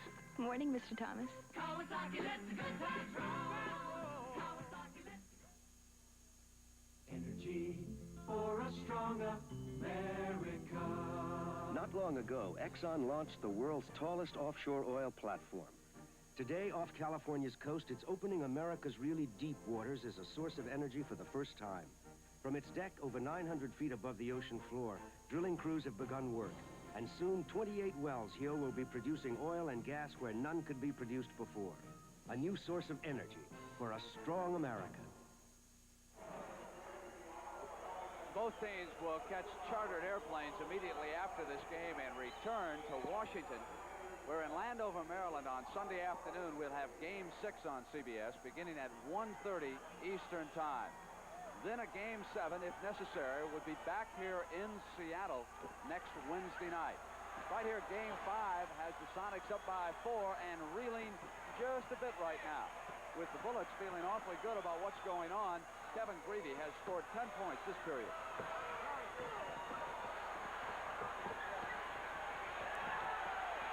Shot clock running down. Sometimes it's better to be lucky than good. That was a combination of both, I think. Freddie's a good shooter, and we got a little lucky that somebody yelled to shoot it. Freddie Brown is 7 of 9. You better yell shoot it to him a little bit more. There goes Dennis again, Brent. Has to go into his act because Greavy has turned the hottest he's been in this series. Here's the play right here. You don't get to see the block, but Dennis with good anticipation did get a hand on it. Came up short with it back to Washington. Working inside play and missed the layup. Elvin Hayes on the spin move. Unseld. And Sikma was the man inside of him that time. Brent, a perfect indication of what's happening. As you see the shot going back up again, the ball bounces off right there. Wes Unseld with excellent position, gets fouled. 4 opportunities they had to shoot the basketball. And I'm sure Lenny Wilkins is going crazy on the bench and trying to retaliate by bringing the big fella back. Marvin Webster returns, which means that Jack Sikma leaves. Sikma with 5 fouls.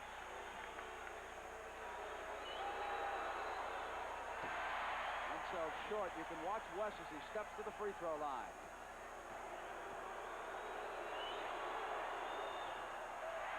Missing again, but the Sonics are in the penalty. Washington is 1 of 6 from that line in this quarter. Now 1 of 7, and it has really hurt. They've missed enough free throws to have tied this game. Freddie Brown squeezing through the double team, and there was a foul. No foul. They call kicking the ball, Brent. Kicked it. Freddie Brown holding on to the ball too much there, trying to force it, go one-on-one too much. There you see him trying to go through the wedge right there off of the foot of, looks like Henderson. Webster inside, turns to the left, and calls Silas for an offensive rebound. What a job Paul Silas did on Elvin Hayes. He just backed him right out from the basket, had perfect position. The ball came right to him. He's a master. Shot that hook shot like he knew what he was doing with it, too. Dandridge. That's a very basic play right there. Just a split off of the high post. You can't leave a shooter like Bobby Dandridge open for a jump shot like that. Brown to attack the right side. Webster.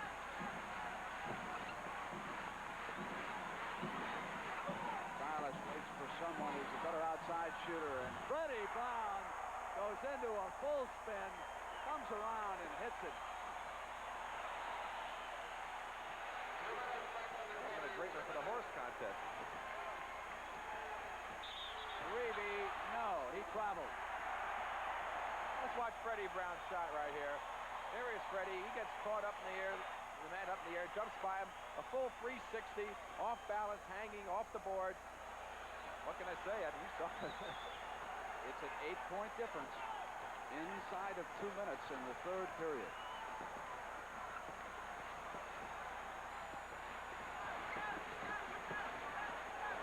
Dennis Johnson. That's 20 points for Dennis. Wally Walker will check in for the Sonics.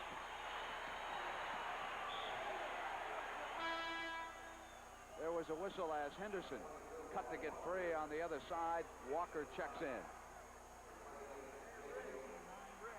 John Johnson picking up the foul. Being a little over-aggressive. He's going out of the ball game right now. The penalty situation, Henderson will go to the free throw line. Important now, I believe, Keith, for the Washington to try to keep this underneath 10 going into that fourth quarter. Absolutely. Rick, you mentioned over 4 minutes ago about the foul situation. Seattle was in the penalty. Washington only had 2, and it's exactly the same position right now. Washington playing great defense. Lenny Wilkins is being very cautious with his bench here tonight, making sure that players are getting rested for that stretch run. John Johnson's been bothered by that stiff neck. Of course, Sikma is in foul trouble. He's keeping an eye on Silas. Webster's picked clean by Dandridge. Lead to Henderson out of the pack. That's a tremendous burst of speed Henderson put on there. Freddie Brown was right with him, and he just turned it on and ran by him. Washington's doing what they have to do. They've cut it to 6. Silas dribbles out. Here's Brown. Silas wants the pick. Brown comes to the right side. 9 of 11 to the game. Freddie Brown. But if you've got a guy like Freddie Brown shooting the ball like that, Rick, I think I'd run that same play all night long. I'd just set Paul Silas up high for the pick. Freddie Brown work his man off of him. Go for that outside jumper. Sikma for a little strategy session call for a timeout. You're exactly right, Keith. Freddie, for the first time in 7 ball games, as you pointed out, French been shooting 39%. He's got the hot hand going for him now. When he's shooting like that, I think he should put it up 25 times. I think with Paul Silas setting the pick, you know, he's definitely going to rub the man off of him. Freddie's going to get just a little bit of daylight. That's all he needs. Plus, what will happen in that situation, Brent, is that normally the going forward would have to step out and pick Freddie up. Now Paul rose to the basket. Freddie shoots the ball. You got Silas with a guard on him going to the offensive board. It's a pretty ideal situation.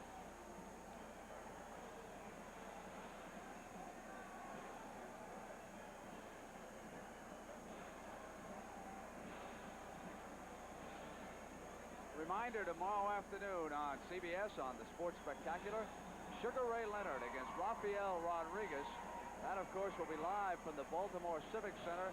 Sugar Ray Leonard is our Olympic gold medalist, and he is unbeaten as a professional, 10-0, 7 of those victories by knockouts. A reminder, though, that it will be blacked out in the Washington-Baltimore area. That because it is not a total sellout prior to the cutoff time. Freddie Brown next to Wally Walker with Lenny Wilkins, talking to his Sonics, who are up by 8 with 42 seconds, and Elvin Hayes listening to Dick Motta at the other end.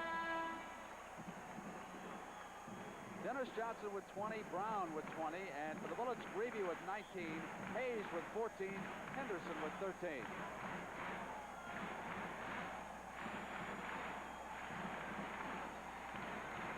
Now's the time when both teams are going to have to reach down into that reserve tank to put with that little bit of extra effort, especially on the defensive end. We've stressed that throughout the playoffs. Defense is what wins championships for you.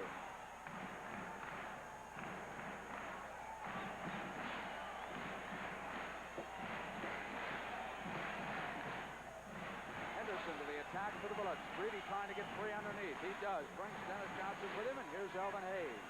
Dennis backing up to challenge Hayes from the front. Paul was overplaying Elvin on that play, but it looked to me like Elvin dug his shoulder into Paul's chest and rooted him out of there. Right here, Paul backed up a little bit. Now watch Elvin lean into him, push him into the lane. Washington is 12 of 20 from the free throw line, and Seattle is perfect on all 12, and free throws have become a huge difference in this game. Elvin got worked over pretty good by Paul before he received that ball. They are now 3 of 11 this period from the free throw line.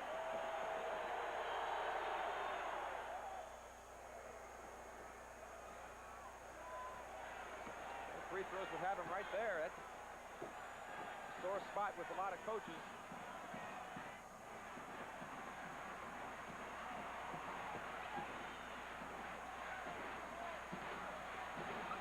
Greavy left his feet. Dennis Johnson got the foul, but didn't get the field goal. Well, you can see that Dennis Johnson really knows how to play this ball game. He's learning very quickly.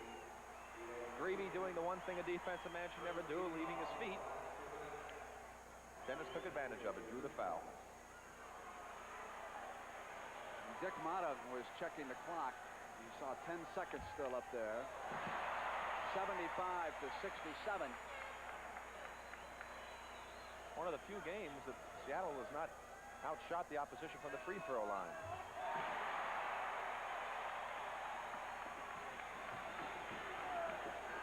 Bullets bring it back. Henderson on the pull-up against Freddie Brown. Silas. At the end of the third period in Seattle, the Seattle SuperSonics lead the Washington Bullets 76-67.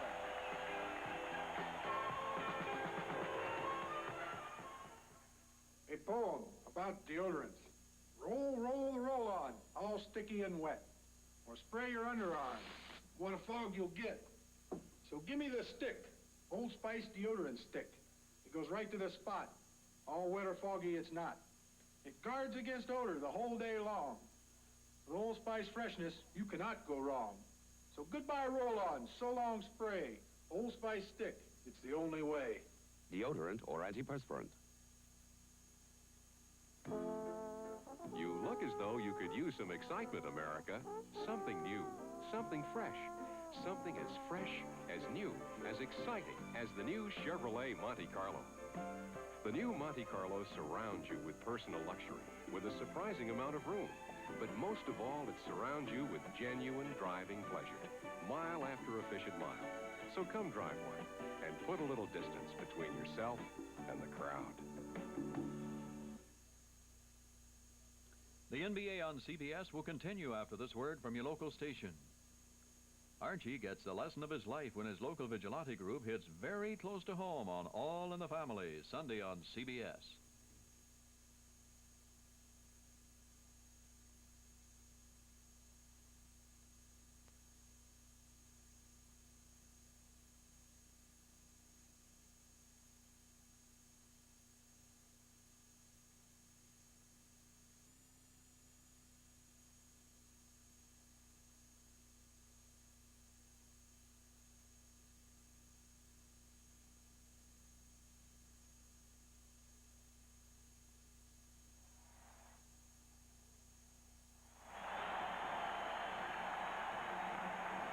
It was Friday night a year ago when the Portland Trail Blazers and Bill Walton broke through in the Philadelphia Spectrum and then returned home to win the NBA championship in 6 games.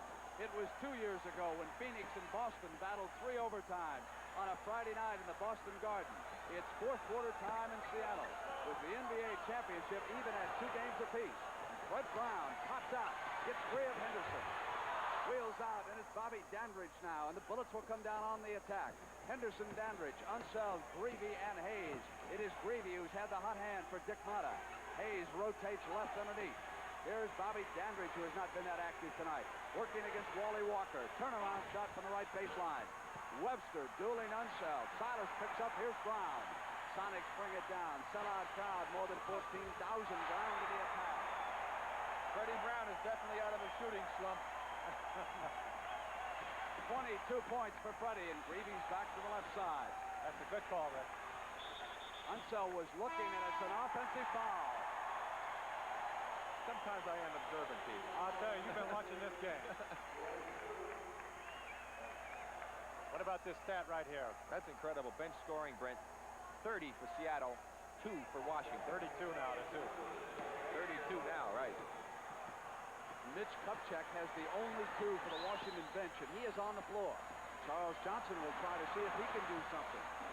Alice goes to Dennis Johnson. And you remember the other night in that last game, Mitch Kupchak is the guy that brought them into the game. Loose ball on the missed shot by Dennis Johnson.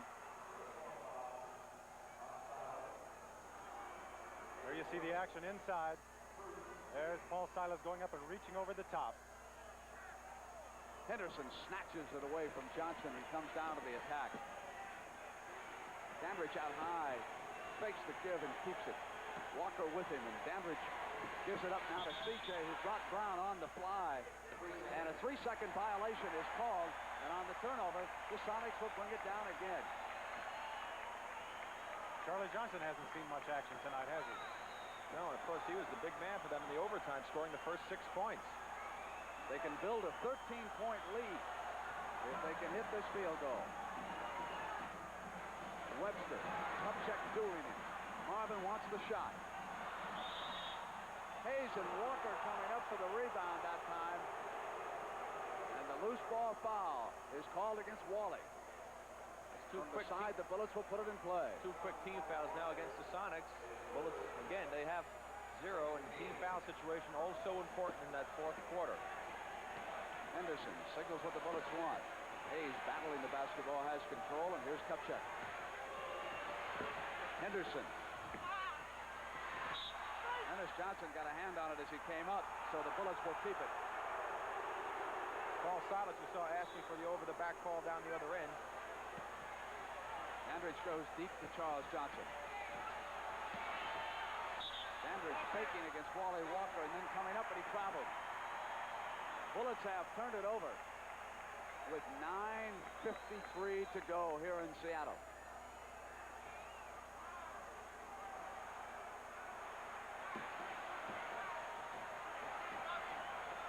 Webster pushes Kupchak back, and Mitch is dueling him, and then Silas was coming across on the other side, and Jake picked up Silas.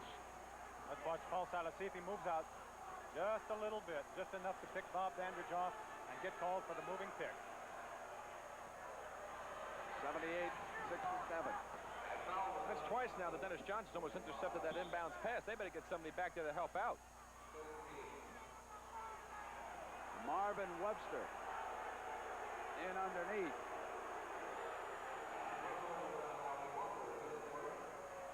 That's 4 team fouls against the Sonics and none yet against the Bullets.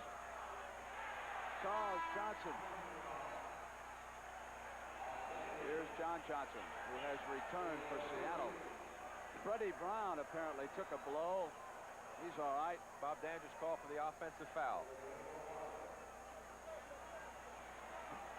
Dennis Johnson and Brown come to the attack for the Sonics.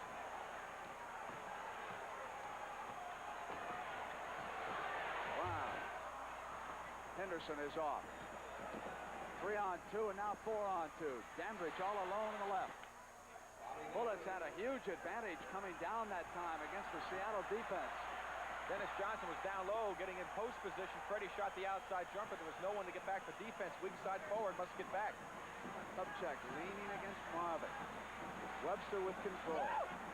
Johnson comes around to Harrison. Puts the ball down. Shot clock to 6. And Freddie Brown from the corner. I tell you, if Freddie gets squared up and gets a look at the basket tonight, he's going to drop it in there. He's really got his rhythm going for him. Back to 11 with 8:50.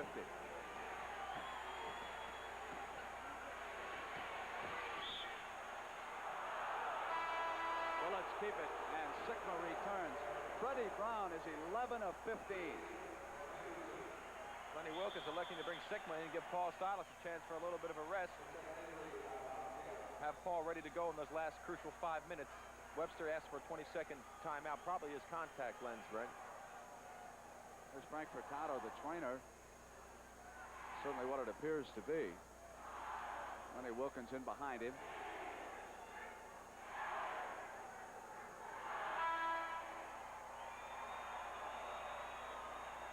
What a difference it makes to have a team when you've got a man like Fred Brown to shoot from the outside to keep that defense honest. Oh, you said it, Fred. That's what you got a guy that can shoot from the outside like that. You've got a guy like Gus Williams who can shoot it from the outside and penetrate. It just makes him play so honestly. You know, it opens the entire offense up. Greavy had it knocked away. Foul called. Dennis Johnson hit Kevin as he came up. Greavy to the line. And already the penalty situation against the Sonics with 8:38 to go in this game. No fouls on the Bullets. Very important statistic. Bullets with a great deal of difficulty at the line in the third period.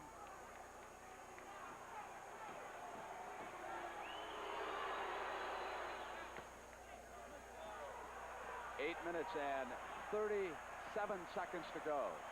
9-point difference.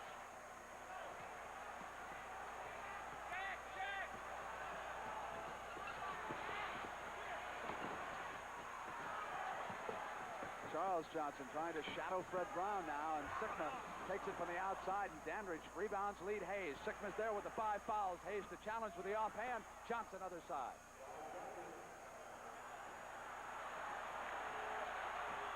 Seven-point difference as Washington winds it down. Johnson glides in, and Dandridge knocking it away. Kevin Greavy was on the other side. Again, there's the penetration. Dennis Johnson taking the ball to the basket. Here you see look at the defense just open up and let him come right through. Guys reaching in and trying to foul instead of moving with their feet and getting good body position. If Kevin Greavy fouled him, he did not get a whole lot of skin that time, did he? Johnson's free throw is short.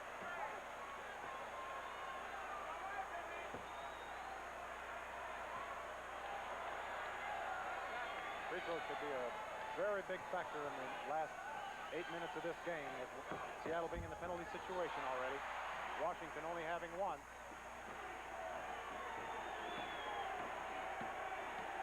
Wes Unseld getting a lengthy rest. Kupchak, Dandridge, and Hayes are up front, and it's Kupchak out on Marvin Webster, who intimidated that shot somewhat. Johnson cleaning up. The Sonics have Dennis Johnson, Fred Brown, John Johnson, Webster, and Sikma. 7 minutes and 35 seconds to go. Sikma turns on Elvin. He had Elvin in the air. He could have drawn the foul if he had jumped into him just a little bit. Fisher might have given it to him. Fred Brown took the baseline away, and Dandridge is side. That's twice he's been right there in that spot without someone on him. Once off a fast break, and here on a set play. That's what happens when your defense falls back in the middle and helps out. Oftentimes leaves a man wide open. You just hope that the offensive man won't pick him out. John Johnson comes out. Dandridge is there with him.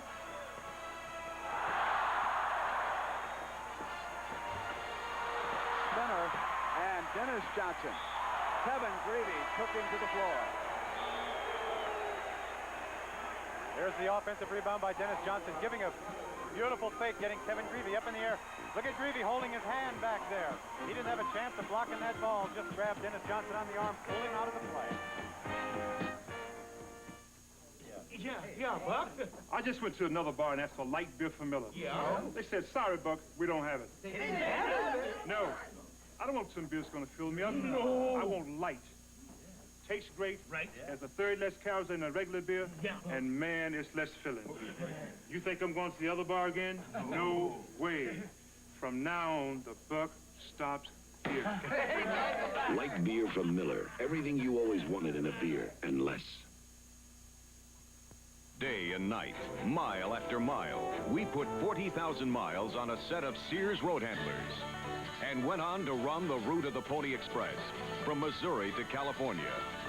Road Handler, Sears' best steel-belted radio. It's the tire that ran 40,000 miles and then took on the rugged route of the Pony Express. Wide radial design, double steel belting. The Road Handler, from the home of the radials, Sears. Here's a few tips on how to get out of an airport fast. 1, join the #1 club and reserve a car with Hertz. 2, Have your license and credit card ready, because Hertz will be ready for you. 3, need directions? Ask Hertz. They know the shortest route. Nobody can get you out of an airport faster. Nobody can get you out of an airport faster. Go, Juice, go! Rent a Ford from Hertz. The superstar in rental car. Ride.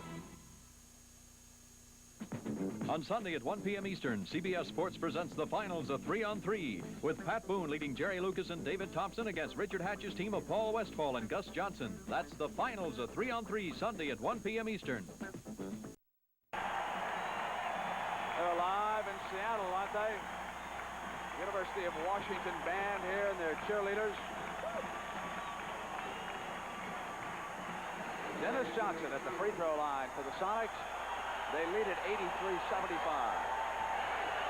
Sikma and Silas, 5 fouls apiece. And Johnson encountering some problems after Seattle built a big advantage at the line.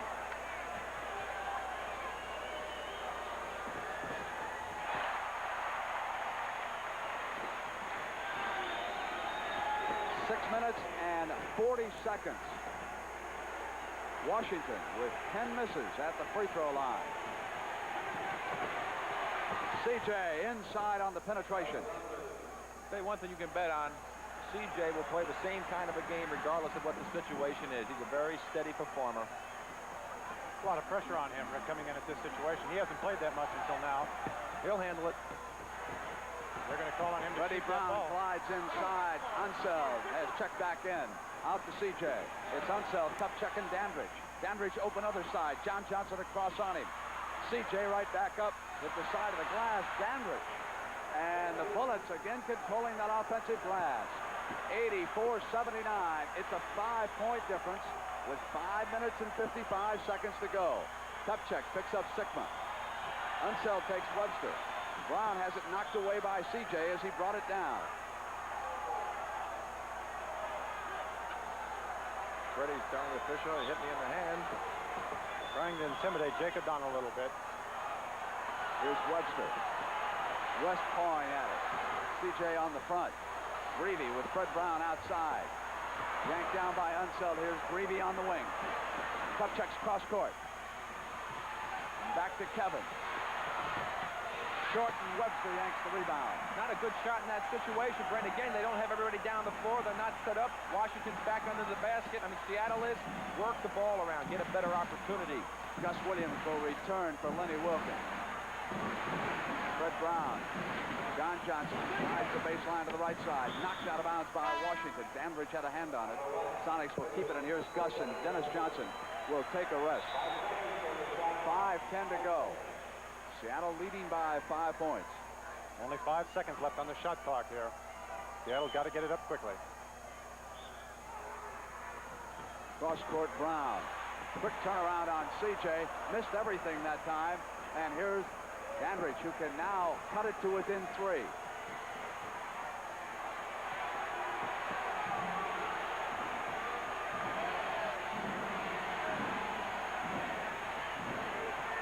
Dandridge will take it deep left corner. It's a 3-point game. That's the closest they have been since 31-28. Big E still sitting on the bench. Well, this is the time of game when you can see what kind of pressure guys play under. Got to be under control at this time of the game. Kupchak on Sikma. Jack turns around with the shot, which is short, and Dandridge off with the rebound. The Bullets can make it a 1-point game. Johnson cuts back to the middle. Quick pull-up. Off, but Unseld is there, glides for the rebound. It's a 1-point Seattle lead in 4:19. West with 14 rebounds here tonight.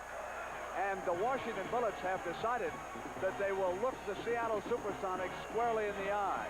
And now we'll find out if the SuperSonics are going to blink. See what's new today. Hello. I'm the new 1978 4-door Chevy Chevette hatchback. Come on inside. I've got lots of room. For you and for cargo, I give you all these standard features. From an AM radio to reclining bucket seats. Some small cars charge you extra for them. I don't. I'm the new 78 4-door Chevy Chevette, and I'm a lot of car for the money. I think we're going to like each other. You'd ever believe it. What? What a star you were. Those touchdown passes and those game-saving catches and those baskets at the buzzer. My games don't need me anymore. Well, we've got some games that do. Make the best of your recreation time with AMF. We make Roadmaster bicycles and mopeds, Sunfish sailboats, Head, tennis rackets, skis, and sportswear.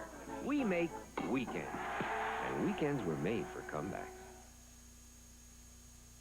I have a confession to make. Last year, the abbot asked me to do an impossible job. Copy 500 sets of this manuscript. I did it, but I used the Xerox 9200. Now, to save paper, he wants it copied on both sides, and he wants it fast. This is going to take another miracle. Where do you want it, Brother Dominic? Right here! The Xerox 9400 duplicator with automatic two-sided copying. Will miracles never cease? At one point, Seattle led 80 to 69 before the Bullets began this surge. Up front right now for the Sonics, John Johnson, Sikma, and Webster have scored only 18 points. Danbridge has equaled that total output of those three starters. Gus Williams drew the foul as he came up with the shot. Rick, what do you think has happened here to the SuperSonics? Basically the same thing that happened the other night when they lost that big 15-point lead. They had success with their offense, mainly because they were playing good, tough defense. What happened is they started going outside as Paul Silas comes back into the ball game. They started going outside again. They weren't getting the inside penetration. They were missing the shots. They weren't getting the offensive boards. Washington was able to get the good transition. Again, Seattle not getting back. As John Johnson goes out, that foul gave Kevin Greavy 5 for the game. 4 minutes and 7 seconds. 3 players with 5. Sikma, Silas, and Greavy. Silas is up for Lenny. John Johnson is out. He's into the ball game now, Brent. He was checking with Freddie Brown over here at midcourt. Silas is indeed out there. So Sikma, Webster, and Silas up front. Both the forwards with 5 fouls apiece. Still team fouls, only 3 on the Bullets. And on top of all of that, Washington has completely dominated the offensive boards at their end. 2-3 shots just about every time down. Sonics are ahead by 3. 4 minutes to go.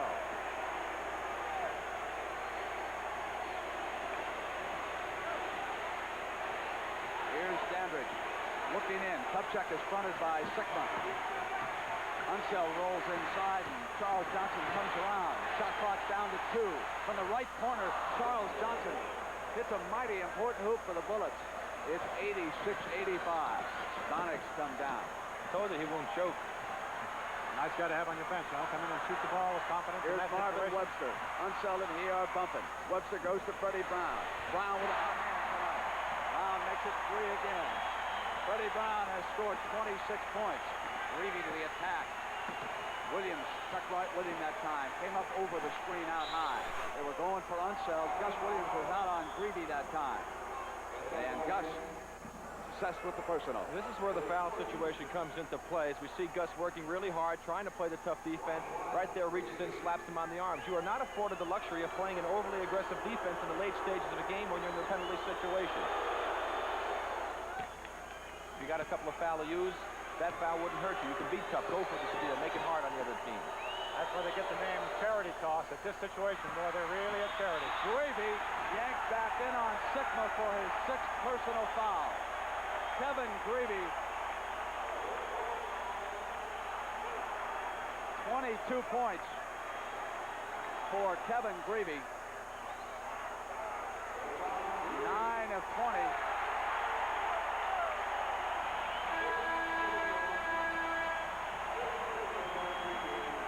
Now he goes out. You always wait for the official score to sound the buzzer, just in case there's a mistake. Kevin Greavy hit 9 of 20, added 4 of 6, and came back strong in this 5th game. He leaves with his team behind by a field goal, and Charles Johnson and Tom Henderson will work together in the Bullet backcourt. Critical foul. Now the Sonics will go into the penalty situation. Brown glides inside of Dandridge, and Webster with a huge offensive rebound.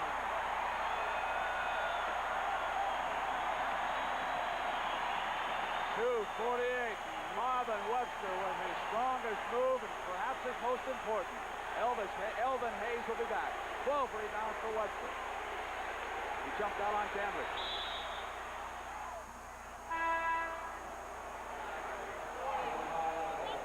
Webster picked up that foul as Hayes checks in. Hey, Elvin's been sitting a long time, so if Elvin has to shoot the basketball, I'll be interested to see if he has any type of touch left. He's going to have to work hard, jump around, run hard up and down the floor a couple of times, try and get loose. He doesn't have a whole lot of time to get loose in. There's only 2:35 to go. Exactly right, and another big free throw miss. 19 points for Bobby Dandridge. Here's where the penalty haunts you, give him that extra opportunity. Sikma. A 3-point Seattle lead. 2 minutes and 33 seconds to go in regulation time. And now the free throws are killing this Washington Bullet team. They would be ahead if they were making them.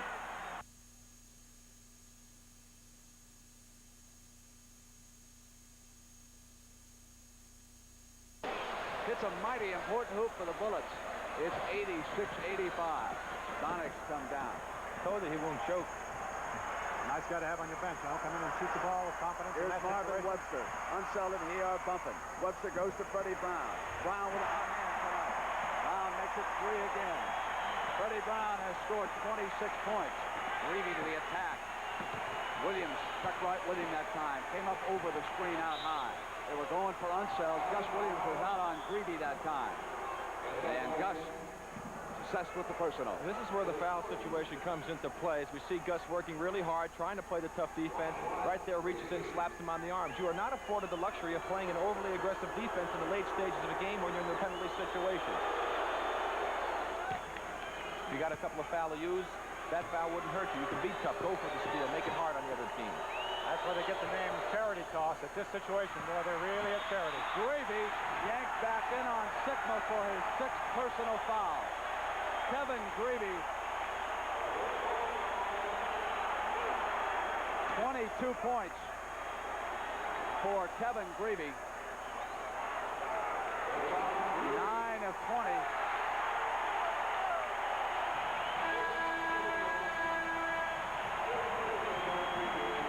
Now he goes out. You always wait for the official score to sound the buzzer, just in case there's a mistake.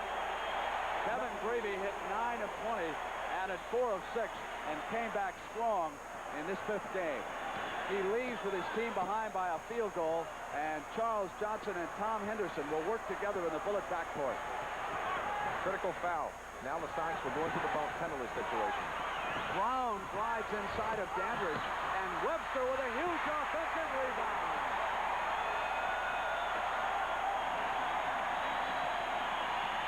2:48.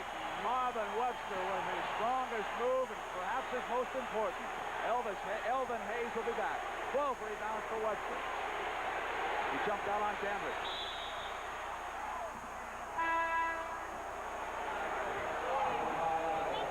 Webster picked up that foul as Hayes checks in. Hey, Elvin's been sitting a long time, so if Elvin has to shoot the basketball, I'll be interested to see if he has any type of touch left. He's going to have to work hard, jump around, run hard up and down the floor a couple of times, try and get loose. He doesn't have a whole lot of time to get loose in. There's only 2:35 to go. Exactly right. And another big free throw miss. 19 points for Bobby Dandridge. Here's where the penalty haunts you, give him that extra opportunity. Sikma. A 3-point Seattle lead. 2 minutes and 33 seconds to go in regulation time. And now the free throws are killing this Washington Bullet team. They would be ahead if they were making them. Webster.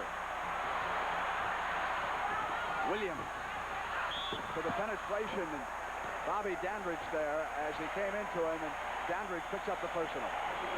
That's a tough play. From our angle, looked like it could have been called an offensive charge. Let's pick it up here on the screen. There's the contact there. It looked like Bob Dandridge might have been moving a little bit. Gus Williams had his shoulder by him, taking the ball to the basket. And that free throw will loom very big, the one that Bobby Dandridge missed, because now it takes 3 baskets to get back out in front and win this ball game rather than 2 for a tie. But a lot of time. 2 minutes and 15 seconds.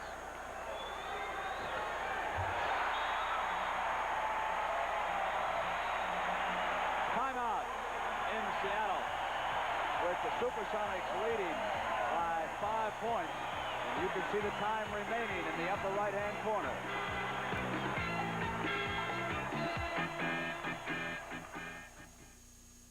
Bad enough I got a dent in my kitchen. Now I got to face the insurance hassle.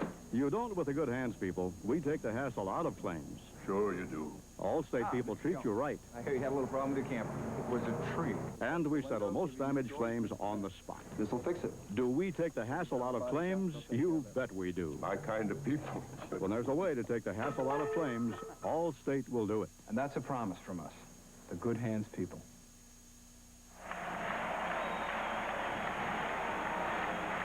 So, just as Lenny Wilkins helps produce and directs the Seattle SuperSonics, we have these gentlemen who put this game together for CBS. Robert Stenner, our producer. Our director tonight is Tony Verna. And associate producer is Bob Dunphy. And thanks to all of our crew, as Brooks Graham leads the West Coast entourage into Seattle one more time. Our technical director, Dixon Williams. Audio, Roger Cabot. While I've got time, let me also remind you, Game 6, 1:30 p.m. Eastern Time on CBS. It's in Landover, Maryland. And also, let us congratulate Carl Lindemann, who came to CBS Sports this week. He was hired as our vice president. He will be helping direct our programming. He formerly worked for NBC Sports. And Carl, it's nice to have you with us. Brent, I have to thank Marty Arnoff, our statistician. He's done a well of a job for us out here.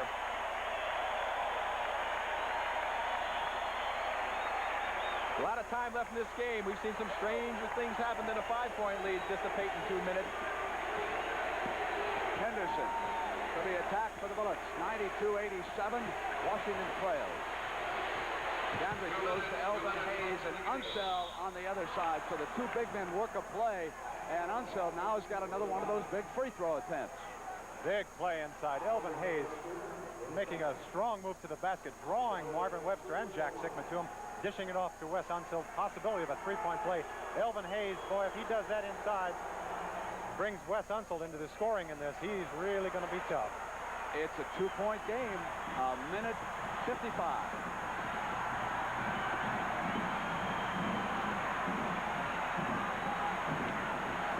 Sikma trying to get free of Hayes. Puts it on the floor. Unseld on the switch. Came right into Jack. Picked up the foul. Didn't agree with it. Came over on the play right here. There you see him. He left his feet. He was moving. If Wes had kept his position and not jumped, very possibly could have been a charge that time by Sikma, but he was moving, and he did leave his feet, as you saw. 4 fouls on Unseld. Here's the rookie from Illinois Wesleyan.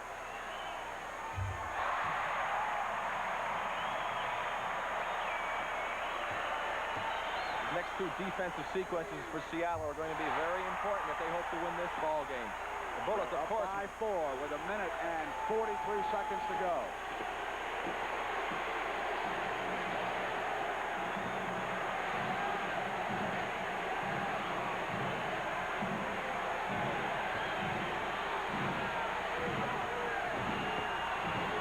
Shot clock inside of 5, 4, 3. Henderson short. Sikma's off. Webster with control. They used a lot of time. They used a lot of time, Brent. They got a bad shot. Sonics definitely in control right at this stage. They score here. The heat's really on. They want to take all the time they can right now and end up with a good shot. Shot clock down towards 6, 5, 4, 3, 2. Unseld is off. 53 seconds and a 4-point difference. CJ gets inside, and Sikma is there. Hayes comes over. It was the rookie on defense. Came up on CJ, yanks the rebound down. 40 seconds. Now they'll wind the clock down in Seattle, trying to seize a 3-2 edge. Jack Sikma's doing a whale of a job on those boards. Williams. Bobby Dandridge fouled him as he moved inside. 31 seconds and a 4-point game. I was quite surprised that Gus went to the basket. Evidently, he didn't know how much time was left on the 24-second clock. There was still 7 seconds when he got fouled. In that situation, you certainly want to use that clock to your advantage. Take as much time as you possibly can. And he wasn't taking a really good shot. Jack Sikma with 8 points and 8 rebounds, but his strongest showing has been right here in the 4th period.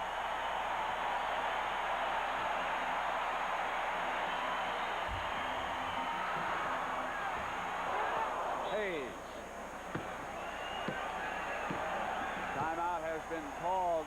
They will try to get 5 points out of 28 seconds if they can. Boy, free throws playing a tremendous factor in this game. Seattle so far 23 out of 26. Washington 18 out of 31.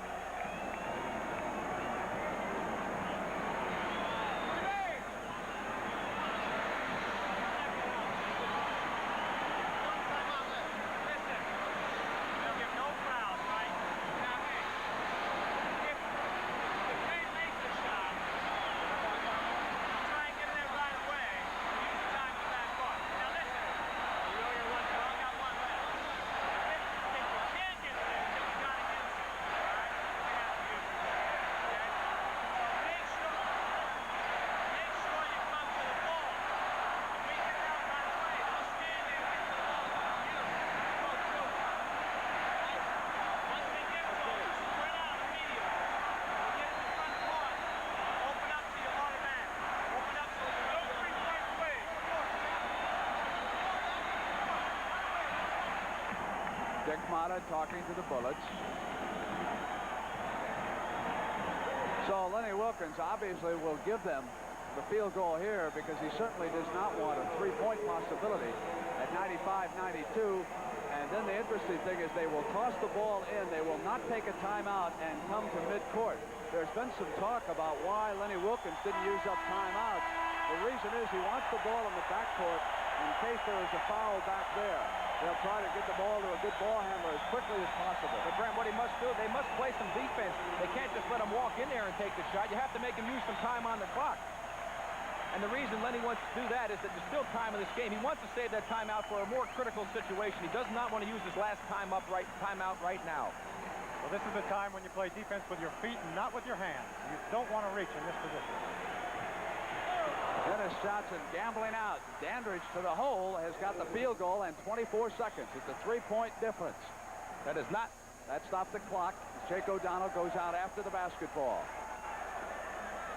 Nobody's setting any screens. It will not start until the ball is touched inbounds. Here's Dennis Johnson. Bullets pressuring the ball. The Sonics get it up. 18 seconds, 17. They must go out after him, and Henderson did. Off the ball in the corner, Elvin Hayes took a deliberate foul against Marvin Webster. Jake O'Donnell's calling it the other way. He called Dandridge fouling Gus Williams. There are 2 fouls that have been called. There it is in the corner. It's a question of which one's going to be assessed. See in the corner, Elvin Hayes running and pushing that was against Jake Webster. O'Donnell's, and Joe had one out here. And so here is Gus Williams, who will come to the free throw line, Rick. He didn't call the one away from the ball that O'Donnell had. They went with the Gashu call. Well, of course, that was on top, and so here's Gus. That was on the ball, more obvious. Gus Williams is perfect at the free throw line. 6 of 7. There you see Elvin. He just charges in to get the foul. Right there is the foul. The actual first foul was on Marvin Webster, however. 4 points, 16 seconds. And the Bullets will group up around Dick Motta. Try to strike again as quickly as they can. They do indeed have a chance to tie the score. A quick field goal and pressure the Sonics into a turnover. Remember, of course, that Philadelphia game that Washington was in. They were down 4 points in that one. With 9 seconds, they managed to tie the ball game. Well, that was Philadelphia in that situation, managed to tie the ball game.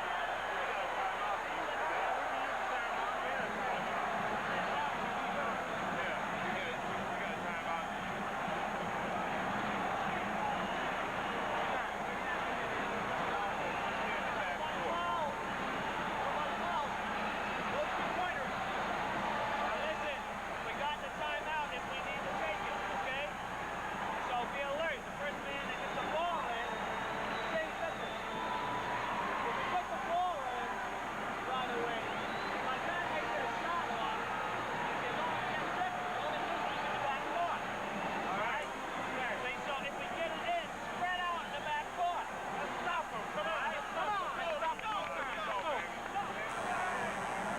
Yamada. Talking to the Bullets now, knowing what they have to do. As we remind you that tomorrow on the CBS Sports Spectacular, Sugar Ray Leonard against Rafael Rodriguez, a scheduled 10-rounder, 5 p.m. Eastern Time. And it will be blacked out in the Baltimore and Washington area. Brent, I mentioned Elvin wasn't involved in the offense much in the first half. 3 points in the third quarter. He has yet to score in this quarter. Dandridge comes quickly inside of Sikma. This time he couldn't put it down, and the Seattle SuperSonics are going to take a 3-2 lead in this series. Unseld wanted to deliver it foul against Silas, and he got it. He picked up Paul Silas immediately, who was the poorest percentage free throw shooter, and came over on him. Ball is in the backcourt. Stayed in the backcourt as West threw the block at him. Hard play by Gus Williams, keeping the ball back there. When Washington came out of their timeout, Elvin Hayes and Wes Unseld both went over to the officials and told them when they lost possession of the ball, either by scoring or missing, they were going to foul immediately. They wanted the officials to know it.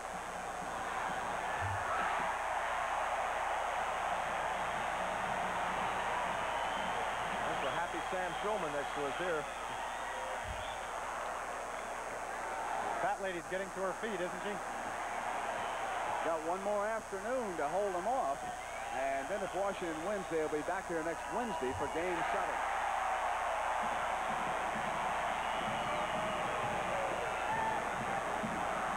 Hayes at the buzzer, 98-94, a 4-point difference. 98-94 is the final score, and the Seattle SuperSonics have seized a 3-2 lead in this NBA Championship Series. We'll be back on Sunday afternoon from Landover, Maryland for Game 6 at the 1:30 p.m. Eastern start. For Keith Erickson and Rick Berry, I'm Brent Musburger. We hope you enjoyed the basketball game. And one more reminder that on Saturday and Sunday, the Kemper Open will be coming your way via CBS at 4 p.m. Eastern Time. So long, everybody. The NBA on CBS is sponsored by all the new 1978 Chevrolets, now at your Chevy dealers everywhere. The U.S. Army, today's Army, the education of your life. And by Lowenbrau, light special and dark special, when it's time for the taste of a truly great beer. The NBA on CBS is a presentation of CBS Sports.